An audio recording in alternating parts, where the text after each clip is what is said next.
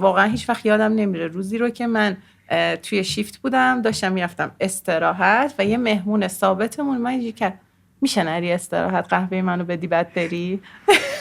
به کورنر شایلی مسلی خوش اومدی. شایلی به اشتکار ارشد رستری سام و پروداکشن منیجرشه. هیچ وقت اینو راجع به سام کافه یادم نمیره. دلیل این که اصلا من چرا اونجا رو انتخاب کردم این بودش که من آمبیانس و فضای اونجا رو خیلی دوست داشتم و من به نظرم پرسنلی که اون موقع شیفت می‌زدن خیلی بچهای کولی می اومدن، دوست داشتم که منم عضو اونا باشم. شایلی کسیه که قهوه‌ای که ما داریم تجربه می‌کنیم، طعمی که داره به زندگیمون میده، به روزمره‌مون میده رو برامون طراحی کرده. اون طعمی که می‌خواسته رو از دون قهوه بیرون کشیده. الان چیزی که ما راجبش صحبت میکنیم به عنوان قهوه این که یه میوه است و مثل همه میوه ها طعمای متفاوت داره. توی این گفتگو با شایلی در مورد رابطه خلاقیت و رست قهوه صحبت کردم. مزرعه دار کجا داره قهوه رو میکاره، خودش استارت این قضیه است که تفاوت شروع میشه. در نهایت با رستی که انجام میدیم این تفاوت رو ادامه دارش میکنیم. همین. چه پارامترایی توی فرایند خلاقه رست کردنش اهمیت داره گپ زدی. خلاقیت استارتش اونجا بخوره. اینکه این قهوه کجا به کار ما میاد، ما تو کدوم لاینمون میتونیم ازش استفاده در کنیم. مورد زندگی که تا به الان داشته، تأثیری که آدم‌های مختلف با فیدبک هایی که بهش دادن روی مسیر شغلی و حرفه‌ای و زندگیش داشته حرف زدیم. همین که تو روتین روزمره اون آدمی یکی از بهترین حساییه که میتونی به نظرم توی هر کاری تجربه بکنی. در مورد این صحبت کردیم که توی این 10 سالی که مشغول این کار بوده چه دیدگاهی نسبت به کارش پیدا کرده و اون مدل دیدگاه و نگرش چه کمکی روی اثرگذاری که میخواسته در زندگیش داشته باشه صحبت کرد. اینو پس ذهنت بدونی هر قسمت کوچیکی که از روزت داری انجام میدی چقدر آدمایی وجود دارن که براشون این قسمت کوچولوی روزتو عمیقه. از این طریق زندگیشون رو میگذرنن، از این طریق امرار معاش میکنن، عشقشون این قضیه است صرفاً بابت همون 10 دقیقه‌ای که یه آدمی قراره توی روز تجربه نوشیدن قهوه داشته باشه. همین. اگر علاقه‌مند هستید، فکر می‌کنید این موضوعات براتون جذابیت داره، دعوتتون می‌کنم تا به گفتگو من و شایلی مسلی توجه داشته باشید، ببینید و بشنوید و لذت ببرید.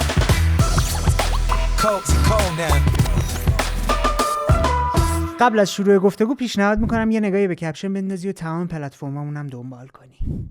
اینطوری با هم در ارتباط میمونیم. برای شروع اصلا به من بگو هد روستر بودن یعنی چی؟ خب کار من قهوه است. شاید که خیلی از بیرون اینجوری به نظر نیاد که چقدر کار علمی و پروفایل ها و هر کدوم از قهوه ها اگه بخوام خیلی ساده بگم مثل آشپزی هر کدومشون دستور متفاوتی دارن که ما بهشون میگیم پروفایل رست. اون آزمون و خطاها بیشتر اون فاز لابراتوار و اینکه برای هر قهوه بتونی تو بهترین حالت خودش یه پروفایل رست در بیاری کاریه که عمده تایم منو تو رستری میگیره و باقیش هم میشه کارهای تولید و برنامه‌ریزی هایی که حالا انجام میدیم و از نظر سورسینگ قهوه بگیر، از نظر اینکه هر قهوه برای چه مصرفی بهترین حالت خودشو داره و از این قبیل کارهای تستی و لابراتواری بیشتر.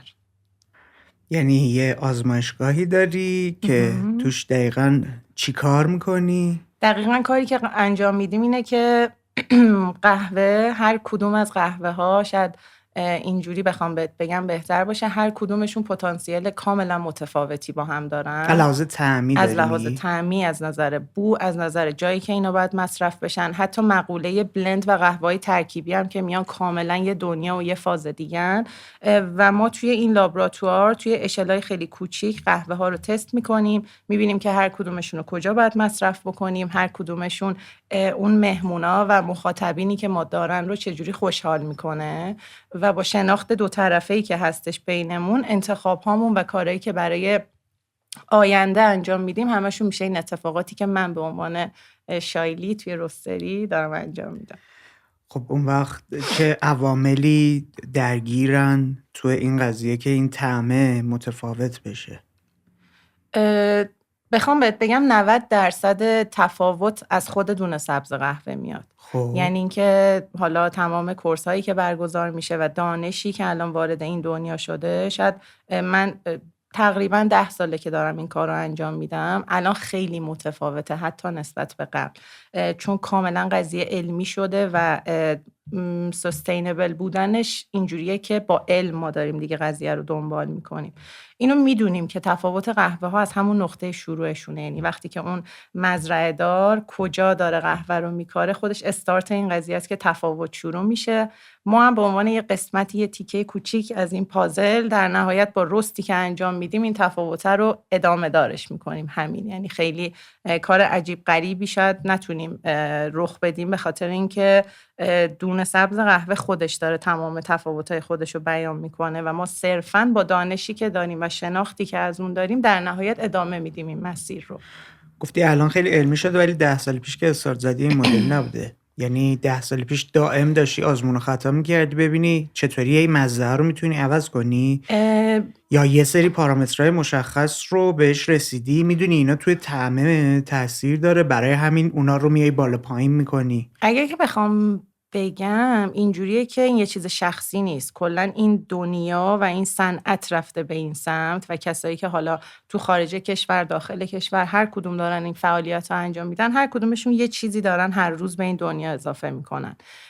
مجموعش هم شده این قضیه که دانش جمعی هممون که داریم توی این داستان قهوه در واقع یه دستی داریم، همه با هم دانشمون رفته بالا و صرفا پیگیری کردن این اتفاقات اینجوری شده که شاید قبلا یه سری چیزا مثل پروفایل رست، این که شما قهوه رو چه جوری تو چه شرایطی تولید بکنی، چه جوری رست بکنی، همش اون پارامتراست که تغییر کرده.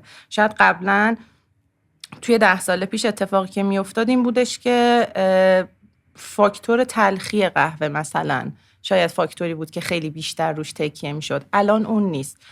باز هم من میدونم که مقوله سلیقه مقوله‌ای که هیچ بحثی توش نیست و اگر که کسی قهوه تلخ دوست داره با کمال احترام میتونم بپذیرمش، ولی الان چیزی که ما راجع بهش صحبت میکنیم به عنوان قهوه این که یه میوه است و مثل همه میوه ها طعمای متفاوت داره و دنبال نشون دادن اون پتانسیل میوه به مخاطبین قهوه هستیم. همین این قضیه است که تو این 10 سال انقدر رشد کرده، انقدر متفاوت شده. بخوام برات یکم حالا قبل از اصلا این مرحله‌ای که این دونه سبز برسه به دست ما توی روستری صحبت بکنم، مراحلی که توی سطح مزرعه برای فراوری کردن اون دونه سبز هم مزرعه دارا یا کسایی که دستن در کارن انجام میدن هم خیلی متفاوت شده. یعنی چیزی که راجبش به عنوان پردازش کردن، چون میدونی که قهوه یه گیلاسه و دونه سبز قهوه هسته اون گیلاس هست، اینکه چجوری این اتفاقها همه رخ میده، اینکه چجوری این گوشته از اون دونه سبز جدا میشه، همشون تاثیر مستقیم تو طعم قهوه دارن. و ما الان شاید مثلا 10 سال پیش اگر که بخوام بهت بگم مثلا مسابقاتی که جهانی برگزار میشد، نکته‌ای که راجع به قهوه وجود داشت این بودش که کسی که داشت مسابقه میداد مثلا و تو پرزنتیشنایی که داشتن اینجوری بودن که نکته تمایزشون با هم دیگه این بودش که این دونه سبز از اتیوپی اومده یا از تانزانیا اومده یا از کنیا. الان دیگه اون نیست. ما خیلی وقت این مرحله رو پشت سر گذاشتیم. الان مهم اینه که ورایتی قهوه چیه، اینکه این قهوه به چه روشی پردازش شده، اینکه این قهوه چه جوری رست شده و این خودش داره نشون میده که ما هی پله پله داریم میایم جلو و پله پله داره نوآوری اتفاق میفته. و چیزی که قهوه این روزا از کشاورز مستقیم نمیگیرید، خیلی دیلری یه واسطه ای وسط هست. بله. اون یعنی میاد هر قهوه‌ای که میخواد به شما پرزنت کنه شروع میکنه گفتن که این مال این کشوره، حتی ممکنه فلان کشاورز داره پرورشش میده. این که یک کشاورز توی چه نقطه‌ای از مزرعه‌اش هم حتی اون قهوه رو کشت کرده، الان چیزیه که دارن بیانش میکنن. یعنی منظورت چیه چه نقطه‌ای؟ قبلا یه سری چیزا داشتیم توی سورس کردن دونه سبز به اسم مایکرولات، یعنی قبلا فارم بود، بعد این فارم اومد کوچیک‌تر شد واسه شد مایکرولات، بعد شد نانولات و اینکه ردیفی که توی مثلا خیلی متفاوته به خاطر اینکه بعد واقعا تاثیر داره توی خروجیه، یعنی طعم رو تاثیر داره. ما ببین این مرحله رو بیا با هم استپسته بریم جلو. هر جا من اشتباه کردم چون تو کارشناسی من یه مصرف کننده عادی هم درستم کن. این میوه رو از بوته یا درخت میگیرن، بعد گوشتش رو جدا میکنن، هستش رو جدا میکنن. بعد اینو میذارن هسته یه مقدار آبش رو از دست بده. بله. میان تو گونی میکنن، پکش میکنن. آره، و هیچ وقت میفرستن. مستقیم تو گونی نیستش بابت اینکه اوه. آره از تایمی که تو قهوه رو پردازش میکنی باید اونو تو شرایطی قرار بدی که تحت تاثیر اکسیژن قرار نگیره، چون یعنی که توی گونیا وکیوم میشه؟ یه دونه یه پلاستیکی هست که حالا خب. ما بهش میگیم گرین پرو که اون حفظ میکنه دونه سبز قهوه رو، چون که اگر که ما داریم قهوه رو میخریم و تارگت رطوبتیمون یه تارگت مشخصیه، یعنی اگه که 10% اگه 12% هر چیزی که هست، این قهوه خب داره اکسپورت میشه، داره از مسیرهای زمینی، هوایی، دریایی، هر کدوم به دست ما میرسه و وقتی این به دست من میرسه من همچنان باید اون تارگت رو داشته باشم. به خاطر همین 12% میمونه وقتی بعد از چند ماه شما تحویل میگیری؟ 12% میمونه توی گرین پرو و اصلا نکته همینه شما بتونی لاجستیک کار رو یه جوری این کنار هم دیگه برنامه ریزی بکنی که توی کوتاه‌ترین زمان ممکن قهوه به دستت برسه. خب اونم با هدروستره؟ تمام کار سورس کردن با هدروستره. بله.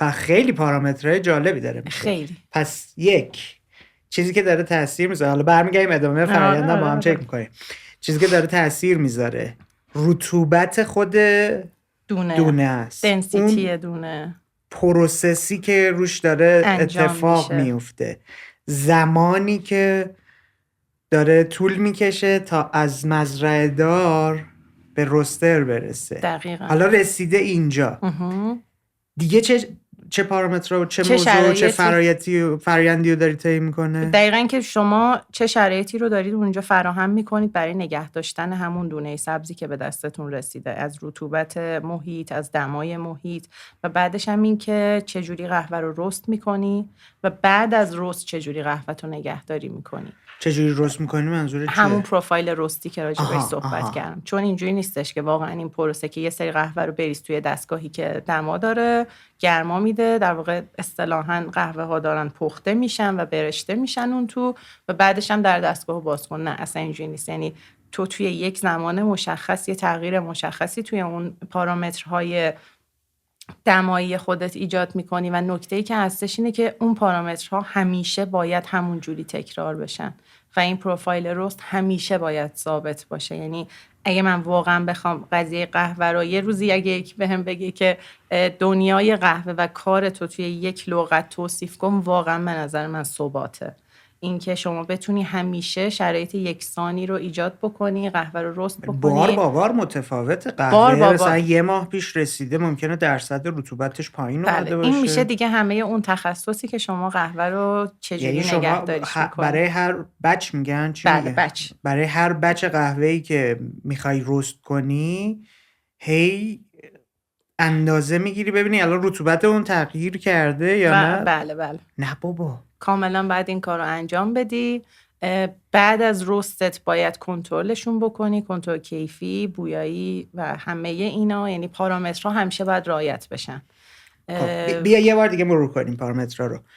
پروسسی که توی مزرعه براش اتفاق میفته، زمان رسیدن، رطوبت، چند تا چیزو گفتی؟ پروفایل رستش. خب قبل پروفایل شرایط بستنه نگهداری توی خود رست کردنه داشتی میگفتی گرما دادنه، زمان گرما دادنه، همشون درجه دیگه چه چیزایی؟ میزان، تایم رست شدنش، اینکه خیلی اگه بخوام حالا خیلی وارد بحث تخصصی داستان نشم، چیزی که مهمه اینه که تو چقدر قهوه رو میریزی توی اون دستگاه، تو چه دمایی شروع میکنی، تو چه دمایی ادامه میدی، در نهایت توی چه دمایی تمومش میکنی و یه سری فاکتورها برای کنترل کردن این شرایط. چقدر زمان میبره این چیزی که داری متفاوت قهوه با قهوه، ولی مثلا معمولا بین 9 دقیقه تا 12-13 دقیقه برای قهوه های مختلف. این که تو یه قهوه رو بخوای مثلا برای قهوه با شیر اگر که رست بکنی متفاوته، اگه یه قهوه برای لاین اسپرسو بخواد رست بشه متفاوته، اگه یه قهوه بخواد برای لاین دمی مصرف بشه متفاوته و اینا همه میشه اون قسمتی که یه رسیپی ثابت وجود نداره برای همه قهوه، هر کدومشون در نوع خودشون خاصن. باید تو همه اینا رو در بیاری. میدونی چرا انقدر گیر دادم روی پارامترها که بفهمم؟ چرا؟ چون اینا میشه ابزار بازی تو. یعنی چی؟ یعنی تو 10 تا المان دستته که با تغییر دادن هر کدوم اینها داری یک خروجی جدید رو خلق میکنی و کاری که یه فرایند خلاقه اتفاقی که براش میفته دقیقاً همینه. یک سری اجزایی رو داری، همه کاغذ سفید رو میتونن داشته باشن، همه زغال، مداد رنگی، آبرنگ، همه اینو میتونن داشته باشن، ولی اون کسی که میاد از این ابزار، از این پارامترهای ثابت یک خروجی متفاوت میده، اون مثلا میشه فلان آرتیست یا هنرمند یا اون کسی که اونو داشته. خب من نمیدونستم به این جزئیات که انقدر کاری که شایلی یا بقیه رسترها دارن انجام میدن کار آزمون خطایی و خلق کردنیه. میخوام برگردم به اوله صحبتت، یه اشاره کردی به این که ما تو لابراتوار یه سری کارها رو انجام میدیم. تو لابراتوار دقیقاً چی کار رو انجام میدید که بعد میاید پای دستگاه رست اجراش میکنی؟ ببین قضیه هست اینه که هر قهوه‌ای که میگیریم، مثلا ممکنه تا الان من با 100 تا قهوه از اتیوپی کار کرده باشم ولی همشون در نوع خودشون متفاوتن و دستگاه هایی که باهاش کار میکنیم، حالا ما خودمون یه بوتیک روستری هستیم، یعنی اشل تولیدمون خیلی صنعتی و بزرگ نیست ولی باز همین دستگاه های حجمی رو میبرن برای اینکه تو رست بکنی. لابراتوار میشه اون قسمت شناختن قهوه‌ای که داری شروع میکنی به کار کردن باهاش، سنجیدن تمامی این پارامترها و رست کردن قهوه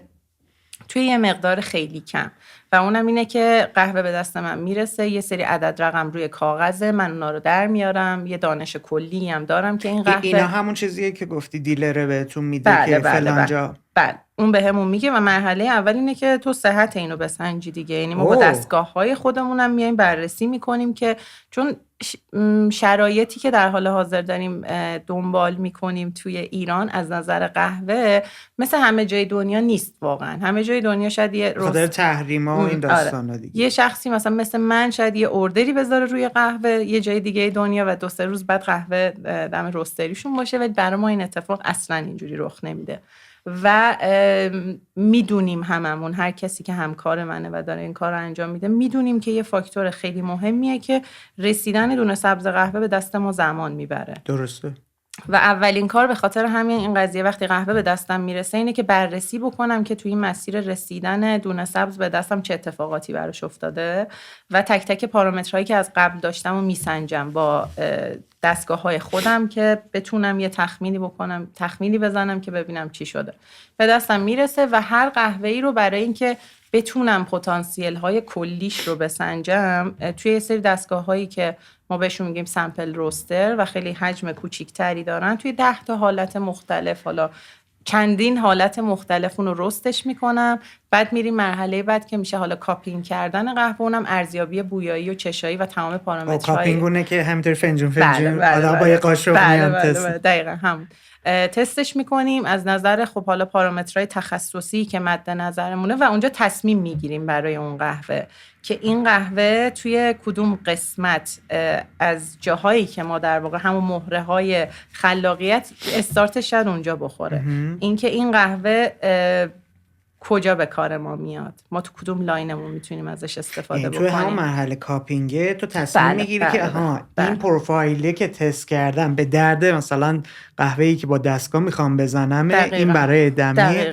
چقدر جالب. و بعد اون حالا میاد تو اون فاز پروداکشن و تولید خودش که من دیگه با دستگاه اصلی دوباره چند بار قهوه رو رست میکنم که بگم خب این قهوه داره برای این مورد مصرف میشه، من تصمیمم رو روش گرفتم، حالا بهترین پروفایل رستش چیه، چون باید در نهایت اون پتانسیلی که من دنبالشم و یه جورایی بتونم با اون پروفایل اصلی در بیارم و کار واقعا خلاقیه. یعنی شاید من خیلی یه ذره ذهنم بایست باشه بابت این قضیه چون خیلی شاید این کارو دوست دارم، ولی همین که تو بتونی مهره ها رو کنار هم دیگه بذاری و اینکه یه حس تعلق عجیبی تو کار قهوه وجود داره. این فقط راجع به من نیست، من هر کسی که داره تو این صنف فعالیت میکنه، هر کدوم به نوعی باهاش صحبت میکنم، این قضیه تعلق یه چیز عجیب غریبیه که توی این صنف جریان داره و اونم به خاطر اینه که تو ناخودآگاه خودت رو عضوی از یک زنجیره میبینی و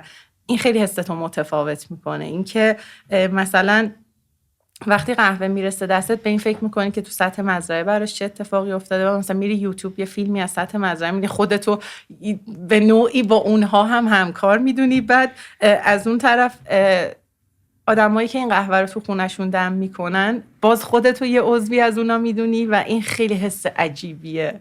اصلا نمیتونم با لغات کل فراینده هم تولید هم مصرف خودت کنار همه میبینی. به ما مثلا وقتی ایونتی داریم و یه عالم آدم اونجان که قهوه رو تست میکنن، من واقعا یادم نمیره روزایی رو که اینجوری میشستم بعد به همه نگاه میکردم وقتی لذت میبردم و اینجوری بودم که این قهوه رو من درست کردم.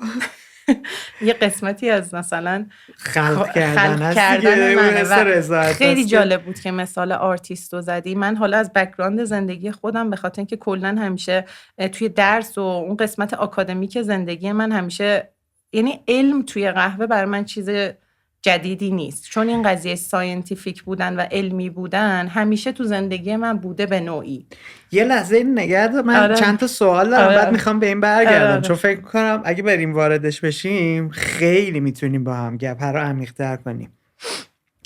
گفتی توی این مرحله کاپینگه، حالا من نمیدونم چند نفر دارن نظر میدن، چند نفر حضور دارن، شخصی خود تنهایی داری این تست رو میکنی؟ همین مدل این کار رو انجام میدیم. یعنی یه چیزی هستش کاپینگ و تیستینگ که مختلفه، یعنی چیزی که تو دنبالشی مختلفه. یعنی یه وقتی چه تفاوتی این دو تا داره؟ تفاوتش اینه که کاپینگ زیاد تخصصی تره، یعنی تو صرفا هم بو رو میسنجی، هم طعم رو میسنجی، ولی یه پارامترهای دیگه‌ای هم توی قهوه هستش که ما داریم. من به عنوان کسی که تخصص این قضیه رو دارم ترکش میکنم. یعنی که مثلا یه قهوه پتانسیلش و شدت پتانسیلش توی چه تایمایی داره کم میشه، زیاد میشه، چه اتفاقی میفته، یه پرسه کاملا تخصصیه. یا یه سری ویژگی های دیگه قهوه که ما مثلا تو شاید شنیده باشی چون تو هم خیلی عشق قهوه، مثلا بادی قهوه، این که اینا چجوری از ترمای تخصصی، ولی ما از همه جهات داریم قهوه رو بررسی میکنیم. بعضی وقتا کاپینگ واقعا ممکن اتفاق بیفته صرفا بابت این قضیه که تو مورد آموزشیه، یعنی میخوای تفاوت قهوه ها رو با هم دیگه ببینی. مثلا 5 تا اوریجین و خواستگاه مختلف قهوه داری، همه رو عین هم رست میکنی صرفا بابت این که ببینی که اگه داریم راجع به این صحبت میکنیم که دونه سبز از شروعش با هم دیگه تفاوت دارن، داریم راجع به چی صحبت میکنیم. لاتی که توی زمین مزرعه بوده ردیفه، دقیقاً. این تفاوت‌ها رو بتونی بسنجی. کاپینگ میذاریم مثلا 7 تا 8 تا قهوه مختلفی که همه شاید اوریجینشون کلمبیا باشه، خیلی متفاوته. حالا یه تو چه مهارتایی لازم داری برای اینکه تفاوت‌ها رو حالا هم از طعم، هم بوه، هم چیزای تخصصی که من نمیدونم متوجه بشی؟ میخوام ببینم اینا یه چیزیه که دائم داری خودت رو پرورش میدی، آموزش میدی؟ دائم. یعنی خب چه چیزاییه و چطوری داری این کار رو انجام میدی؟ همین آموزش هایی که میبینیم و نکته‌ای که هستش اینه که شما وقتی توی یه کاری باشین و یه چیزی رو روزمره انجام بدین، انگار اون در درون خودش هر روز داره یه چیز جدیدی رو به شما آموزش میده. یعنی ما یه بحثی داریم توی قهوه که خیلی مهمه به اسم کالیبریشن که نمیدونم واقعا معادل فارسیش چی میشه و اونم کالیبره کردن. آره. و اونم اینه که تو اگر که مثلا داری راجع به قهوه صحبت میکنی، راجع به مثلا طعم‌های میوه‌ای صحبت میکنی، ناخودآگاه همه تو ذهنشون این قضیه میاد که الان مثلا یه طعم توت فرنگی خیلی واضحی قراره از این قهوه بگیرم، ولی اون نیست. تو کالیبر میشی با اینکه چه طعم‌هایی رو از توی قهوه میگیری، شدت‌ها برات کاملا مشخص میشه و آموزش‌های سنسوری که میری میبینید، کلاً هی تست کردن هر روز، اینا همش هی در نهایت به تو یه پالت طعمی خیلی گسترده‌ای میده، چون که هر روز داری یه چیز جدیدی رو تست میکنی. تفاوتی که در موردش حرف میزنیم یه تفاوت خیلی خیلی خیلی جزئیه. چطوری؟ شاید این به نظر تو خیلی جزئی میاد، برای من خیلی بزرگه و خیلی واضح. چقدر و اونم به خاطر اینه که این مثال فکر کنم قبلا هم که داشتیم ما هم گپ میزدیم بهت گفتم کسایی که تو کار نقاشیان هیچ وقت یه رنگ رو مثلا من شاید به اون رنگ بگم به نفش یک رنگ نمیبینن، چون کار ترکیب رنگ انجام میدن.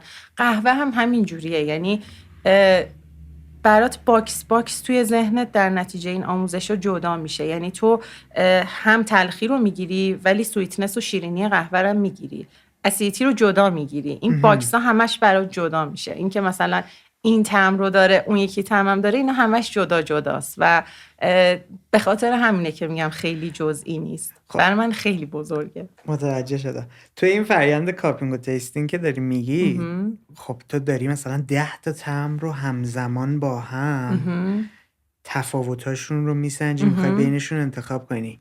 چجوری خودت رو هی ریست میکنی برای اینکه این طعم‌ها با هم قاطی نشه؟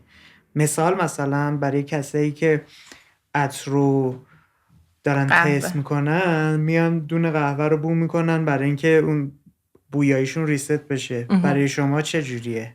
ببین مثلا میگن که اگه یه لحظه یه چیز دیگه ای رو بو بکنی ممکنه که این اتفاق بیفته و فرد به فردم فکر میکنم متفاوته. ولی کاری که من خودم انجام میدم اینه که مثلا وقتی که یه لحظه صورتمو برمیگردونم و یه هوای دیگه ای رو تنفس میکنم و بعد دوباره میام رو قهوه بعدی، حتی طعم دهنت هم عوض میشه با این کار؟ طعم دهنم کاملا میتونه، چون میدونی که ما تو کاپینگ کردن قهوه رو نمی نوشیم. قهوه رو توی یه قاشق مخصوصی با شدت اسپری میکنیم تو دهنمون که همون هورت کشیدن است. آره دقیقاً. و این اصلا دلیلش اینه که مثلا پارتیکل‌های خیلی ریزی روی سطح زبون اسپری بشن که تو خیلی سریعتر بتونی طعمو بگیری. یعنی اون ارتباط ذهن و هوا هم داره همزمان بهش میخوره که قشنگ بتونه پخش ولی بشه. خب بعضی از آدما مثلا قهوه رو کامل قورت نمیدن وقتی که دارن کار کاپینگ انجام میدن، چون که کافئین زیادی میگیری تو روز، ممکنه خیلی کار کاپینگ انجام بدی. آخه یه قاشق چایخوری کوچیک برمی‌داری انجام میدی که چایخوری بزرگتره قاشق کاپینگ، ولی اینو قاشق چیز عمقش مشخصه و افراد مختلف با قاشق‌های مختلف راحتن. یعنی من قاشق کاپینگم مخصوصه و پیش خودمه و همیشه با اون کاپینگ میکنم. یعنی خود قاشق جنسش طعم متفاوت میکنه؟ نه طعمو متفاوت نمیکنه، صرفا چون عمق‌های مختلف دارن و فرم قاشق میتونه متفاوت باشه. تو وقتی کارت دیدی مثلا خودکار خاص خودشون دارن، اونم دیگه امضای جادویی خاص خودشون، چوب جادویی خودشون دست میگیری. اونم امضای ماست. قاشق هر شخصی که داره این کار انجام میده قاشق خاص خودشه داره. من اصلا نمیتونم تمرکز بکنم رو پروسه اگه قاشقم قاشق خودم نباشه. خیلی عجیب غریب شد. و حواست هست دیگه اینها هم به نظرم بخشی از اون فراینده است. یعنی یه سری پارامتراییه که تو رو تو خلق کردنه داره کمکت میکنه تا بتونی تغییره رو ایجاد کنی. حالا این میشه ابزار مثلا چه میدونم سخت افزاری که داری استفاده میکنی. و این خیلی جذاب شد فراینده. ببین اصلا ناخودآگاه به تو یک حسی میده که یه عالمه دیتیل هست و تو با تمام حواست باید اونجا حضور داشته باشی. بعد این باعث میشه که ذهنت یک جوری جهت دهی، واقعا تو دیگه جهت نمیدی. قهوه با تمام اون پارامترهایی که هر روز داری میسنجی به ذهنت تو جهت میده. بعد این خیلی باحاله، اینکه اینقدر دیتیل و اینقدر جزئیات وجود داره که تو میتونی دونه دونه و همشون خیلی عمق زیادی دارن. یعنی این همه پارامتر اصلا اینجوری نیستش که خیلی سطحی باشن، نه خیلی عمیقن و تو هر کدومشون رو وقتی میری تو عمقش میبینی که یه دنیاییه. یعنی من هر وقت راجع به قهوه حرف میزنم همه اینجوری که بابا قهوه است دیگه، ولی واقعا اینجوری نیست. آره اینو حالا من این سایت به عنوان کسی که دوستش داشته و همیشه سعی میکرده برای خودش هم مدل‌های دم کردن مختلف، نسبت‌های مختلف پیش جو تجربه کنه، متوجه شدم. ولی اینقدر به جزئیات نمیدونستم که اونور شما این فرایند سنگین. آره میدونستم یه فرایندی رو دیتا میگه، ولی فکر نمیکردم اینقدر جدی و سنگین باشه. و این قهوه برام 10 برابر ارزشش بالاتر رفت با همین دیالوگی که تا الان داشتیم. ما تازه داریم الان در مورد اتفاقاتی که توی لابراتوار تو آزمایشگاه داره میفته صحبت میکنی. بله. بعد حالا همه اینها تموم میشه، یه پروفایلی برای فلان مصرف در میاد. اشاره کردی که باز دوباره پای دستگاه هم هی تست میکنی. اونو چی رو تست میکنی دقیقا؟ ببین چون که ناخودآگاه تاثیرپذیریم از شرایط جوی، تغییر فصل، یه روز ما خب اونجا یه دستگاهیه که داره با گاز و گرما کار میکنه. خب چه من برات بخوام اینجوری مثال بزنم، تو فصلهای مختلف هوا میتونه متفاوت باشه و اون فضا، دمای هوا، رطوبت خود هوا، یعنی اینا هم باز یه سری پارامترهای جدید میشن. فشار گاز شهری یک پارامتریه که کاملا نمودار رست ما رو میتونه تغییر بده و ما باید هوشیار باشیم که توی نمودار رست چیه گفتی الان؟ هم پروفایلی که من در میارم برای رست که چجوری باید، چون پروفایل این شکلی ناخودآگاه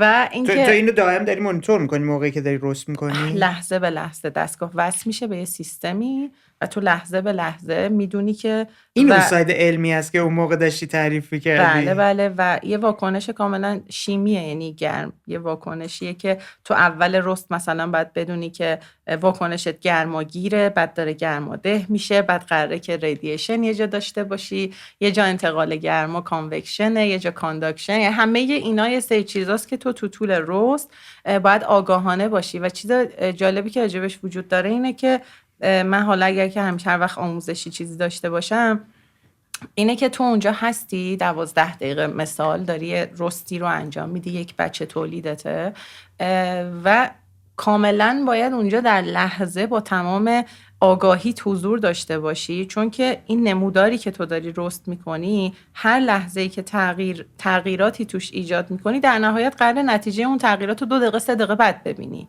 این باعث میشه که تو همش ذهنت در این حال باشه که خب این الان تو چه حالتیه، من باید چه تغییری بدم. این رانندگی یک مسیره و اینقدر هوشیار باید باشی که پارامترها رو هی بالا پایین کنی در لحظه تا بتونی اون خروجی ثابتی که گفتی رو. واقعا یک کاراکتر متفاوتی میخواد به نظرم روستر قهوه بودن، چون که تو طول روز این کارو اون وقت انجام میدی. چون که از بیرون اگر که نگاه بکنی تو یک روز پروداکشنی که داری مثلا یه قهوه‌ای رو میخوای یه تولیدی داشته باشی بابتش و یه اتفاقیه که 10 دقیقه 12 دقیقه رخ میده، بعد حالا قهوه ها سرد میشن و اینا و تو مثلا 7 ساعت 8 ساعت داری اون 12 دقیقه رو تکرار میکنی.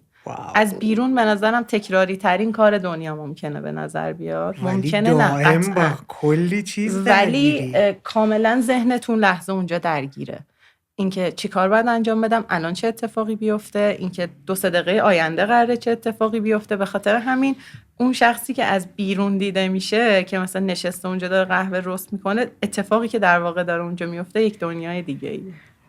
ما تعریف مشخص و دقیق و استانداردی برای خلاقیت نداریم. یعنی این مدل نیستش که بگیم که خلاقیت این است و این. خیلی ها میان وقتی در مورد خلاقیت صحبت میکنن در مورد خروجی هایی که داره حرف میزنن، میان میگن که خلق کردن است، میان میگن مثلا تعریف که خود من خیلی باهاش ارتباط نزدیکی تری برقرار میکنم اینه که بهترین راه حل موجود رو تو اون لحظه پیدا کردن و شناختن. و الان دارم میبینم تو داری میگی که تو فرایند رست پای دستگاه من دارم دائم میبینم فلان اتفاق داره برای قهوه داخل دستگاه میفته به عنوان یه موجود زنده که یه واکنشی داره خودش نشون میده نسبت به گرمای زمانه، چرخش هواه، فشار گازه. و دائم من باید اینو با پارامترایی که دارم، با ابزار دیگه‌ای که دارم بالا پایین کردن ثابت نگهش دارم، نذارم اتفاقات عجیبی برای اون قهوه زنده درون دستگاه بیفته. دقیقا. و این دقیقاً رسیدن به راه حل در تک تک اون ثانیه هایی که توی اون 12 دقیقه رسیدی، وایسادی پای دستگاه و داری هی بهش میرسی، هی راه حل رو ایجاد میکنی. واقعا ایول، آفرین. خیلی بحثی که داری انجام میدی، مسیری که داری میگی یعنی بر من این مدلیه که تا قبل این فکر میکردم بیشتر یه کار پاتنوری وایسادنه. یدی. آره به قول برام یدیه، ولی الان دارم میبینم یه بخش اعظمش کار آزمایشگاهی اون پشته که هیچ کدوم ماها متوجهش نبودیم و نیستیم و نمیبینیمش. خب تو بک‌گراندت مگه چی بوده که الان کار لابراتواری داری انجام میدی تا برسه به این که بری پای دستگاه وایسی؟ خستت نمیکنه اصلا از کجا؟ ببین اون فضای لابراتوار اصلا فضای منه، یعنی اصلا جای منه اون. من رشته تحصیلیم علوم آزمایشگاهی بوده و کلا شروع کردنم به این قضیه اینجوری بود که خب من فضای کافه رو دوست داشتم، دانشجوی علوم آزمایشگاهی بودم، مثلا مسیر زندگیم جور دیگه‌ای بود. من قرار بود لیسانس هم بگیرم، فوق لیسانس، دکترا، همین آکادمیک. بعد و خب خیلی هم دوستش دارم، یعنی مثلا از اون آدما نیستم که بگم من این فازو دوست نداشتم و قهوه منو به یه دنیای دیگه‌ای برد. نه، قضیه اینه که یه قسمت هنری توی زندگی من همیشه گم شده بود و من هیچ وقت اونو نداشتم و هیچ وقت مثلا نمیدونستم که میتونم من هم با روحیاتم اینو داشته باشم و چیزی به زندگیم اضافه کنم. قضیه گذشت، من بر اساس یک اتفاقی مسیرم جوری شد که توی سام کافه شروع به کار کردم و اولین دوره‌ای که برای قهوه دیدم قضیه اینجوری بود که اون شخصی هم که اون موقع بودن و حالا اولین کسی بودن که منو با این دنیا آشنا کردن، آقای کوثر، خیلی اپروچشون به کار علمی بود و وقتی که من در مورد کی حرف میزنی؟ جان در مورد کی داری حرف میزنی؟ 9 سال فروردین میشه 10 سال. آره، و خیلی علمی بود و من اینجوری بودم که خودشه این اصلا همون چیزیه که من میخوام. و چه علوم آزمایشگاهی رو دوست داشتی؟ فضای آکادمیکه رو دوست داشتم. بعد میدیدم چقدر چیزای مشترک هست، یعنی من عاشق مثلا مقوله گیاهشناسی دونه سبزم و باید این مسیر رو پیش برم. واقعا برنامه‌م این نبود که زندگیم در نهایت چیزی که الان هست باشه، ولی ادامه دادم. عشق به قهوه خیلی زیاد و زیادتر شد و یه چیزی هم که میخوام بهت بگم اینه که در کنار تمام این فضاهای لابراتواری چیزی که هستش اینه که ما یه قسمتی داریم به عنوان این که یه باریستایی و داری قهوه‌ای که تولید شده رو برای یه آدمی سرو میکنی و اون واقعا اوج هنریه که من توی زندگیم تجربه کردم. خیلی دوستش داشتم همیشه. من مقوله قهوه اصلا حواسم به اون نبود. آره اونجا خودش شروع متغیرهاست، اونجا تو استارت متغیرها از تایمیه که تو قهوه رو داری سرو میکنی. آره، و این دوتا دست به دست همدیگه دادن و بعدش این شد که الان 10 ساله که من کلا مسیر زندگیم کاملا عوض شده و هر روز هم یه سری چیزای جدید داره به هم اضافه میشه. خیلی نکته جالبیه. یعنی تو داری میگی که من تو بک‌گراندم اون علاقه به فعالیت آزمایشگاهی و علمی نگاه کردن فراینده و وایسم پای دستگاه ها یه سری چیزا در بیارم و ما تو کار قهوه یه عالمه دستگاه آزمایشگاهی داریم، یک عالمه، و من عشق میکنم وقتی که اینا رو میبینم. خیلی باحاله اینا وجود داشته. بعد از اون برم یه احساس نیاز به خلق کردنه، به که هیچ وقت نمیدونستی که نیازش شدنه هست. نمیدونستی هیچ وقت. من فکر کردم آگاهانه اومدی سمت. هیچ وقت. وایسا آیا میدونستی فرایند قهوه دماوری انقدر اصلا هیچ ایده ای راجع یعنی بهش یه هایی اومدی با یه دنیایی مواجه شدی که فهمیدی واه من میتونم هیچ ایده ای نداشتم راجع بهش، اصلا واقعا هیچ ایده ای نداشتم.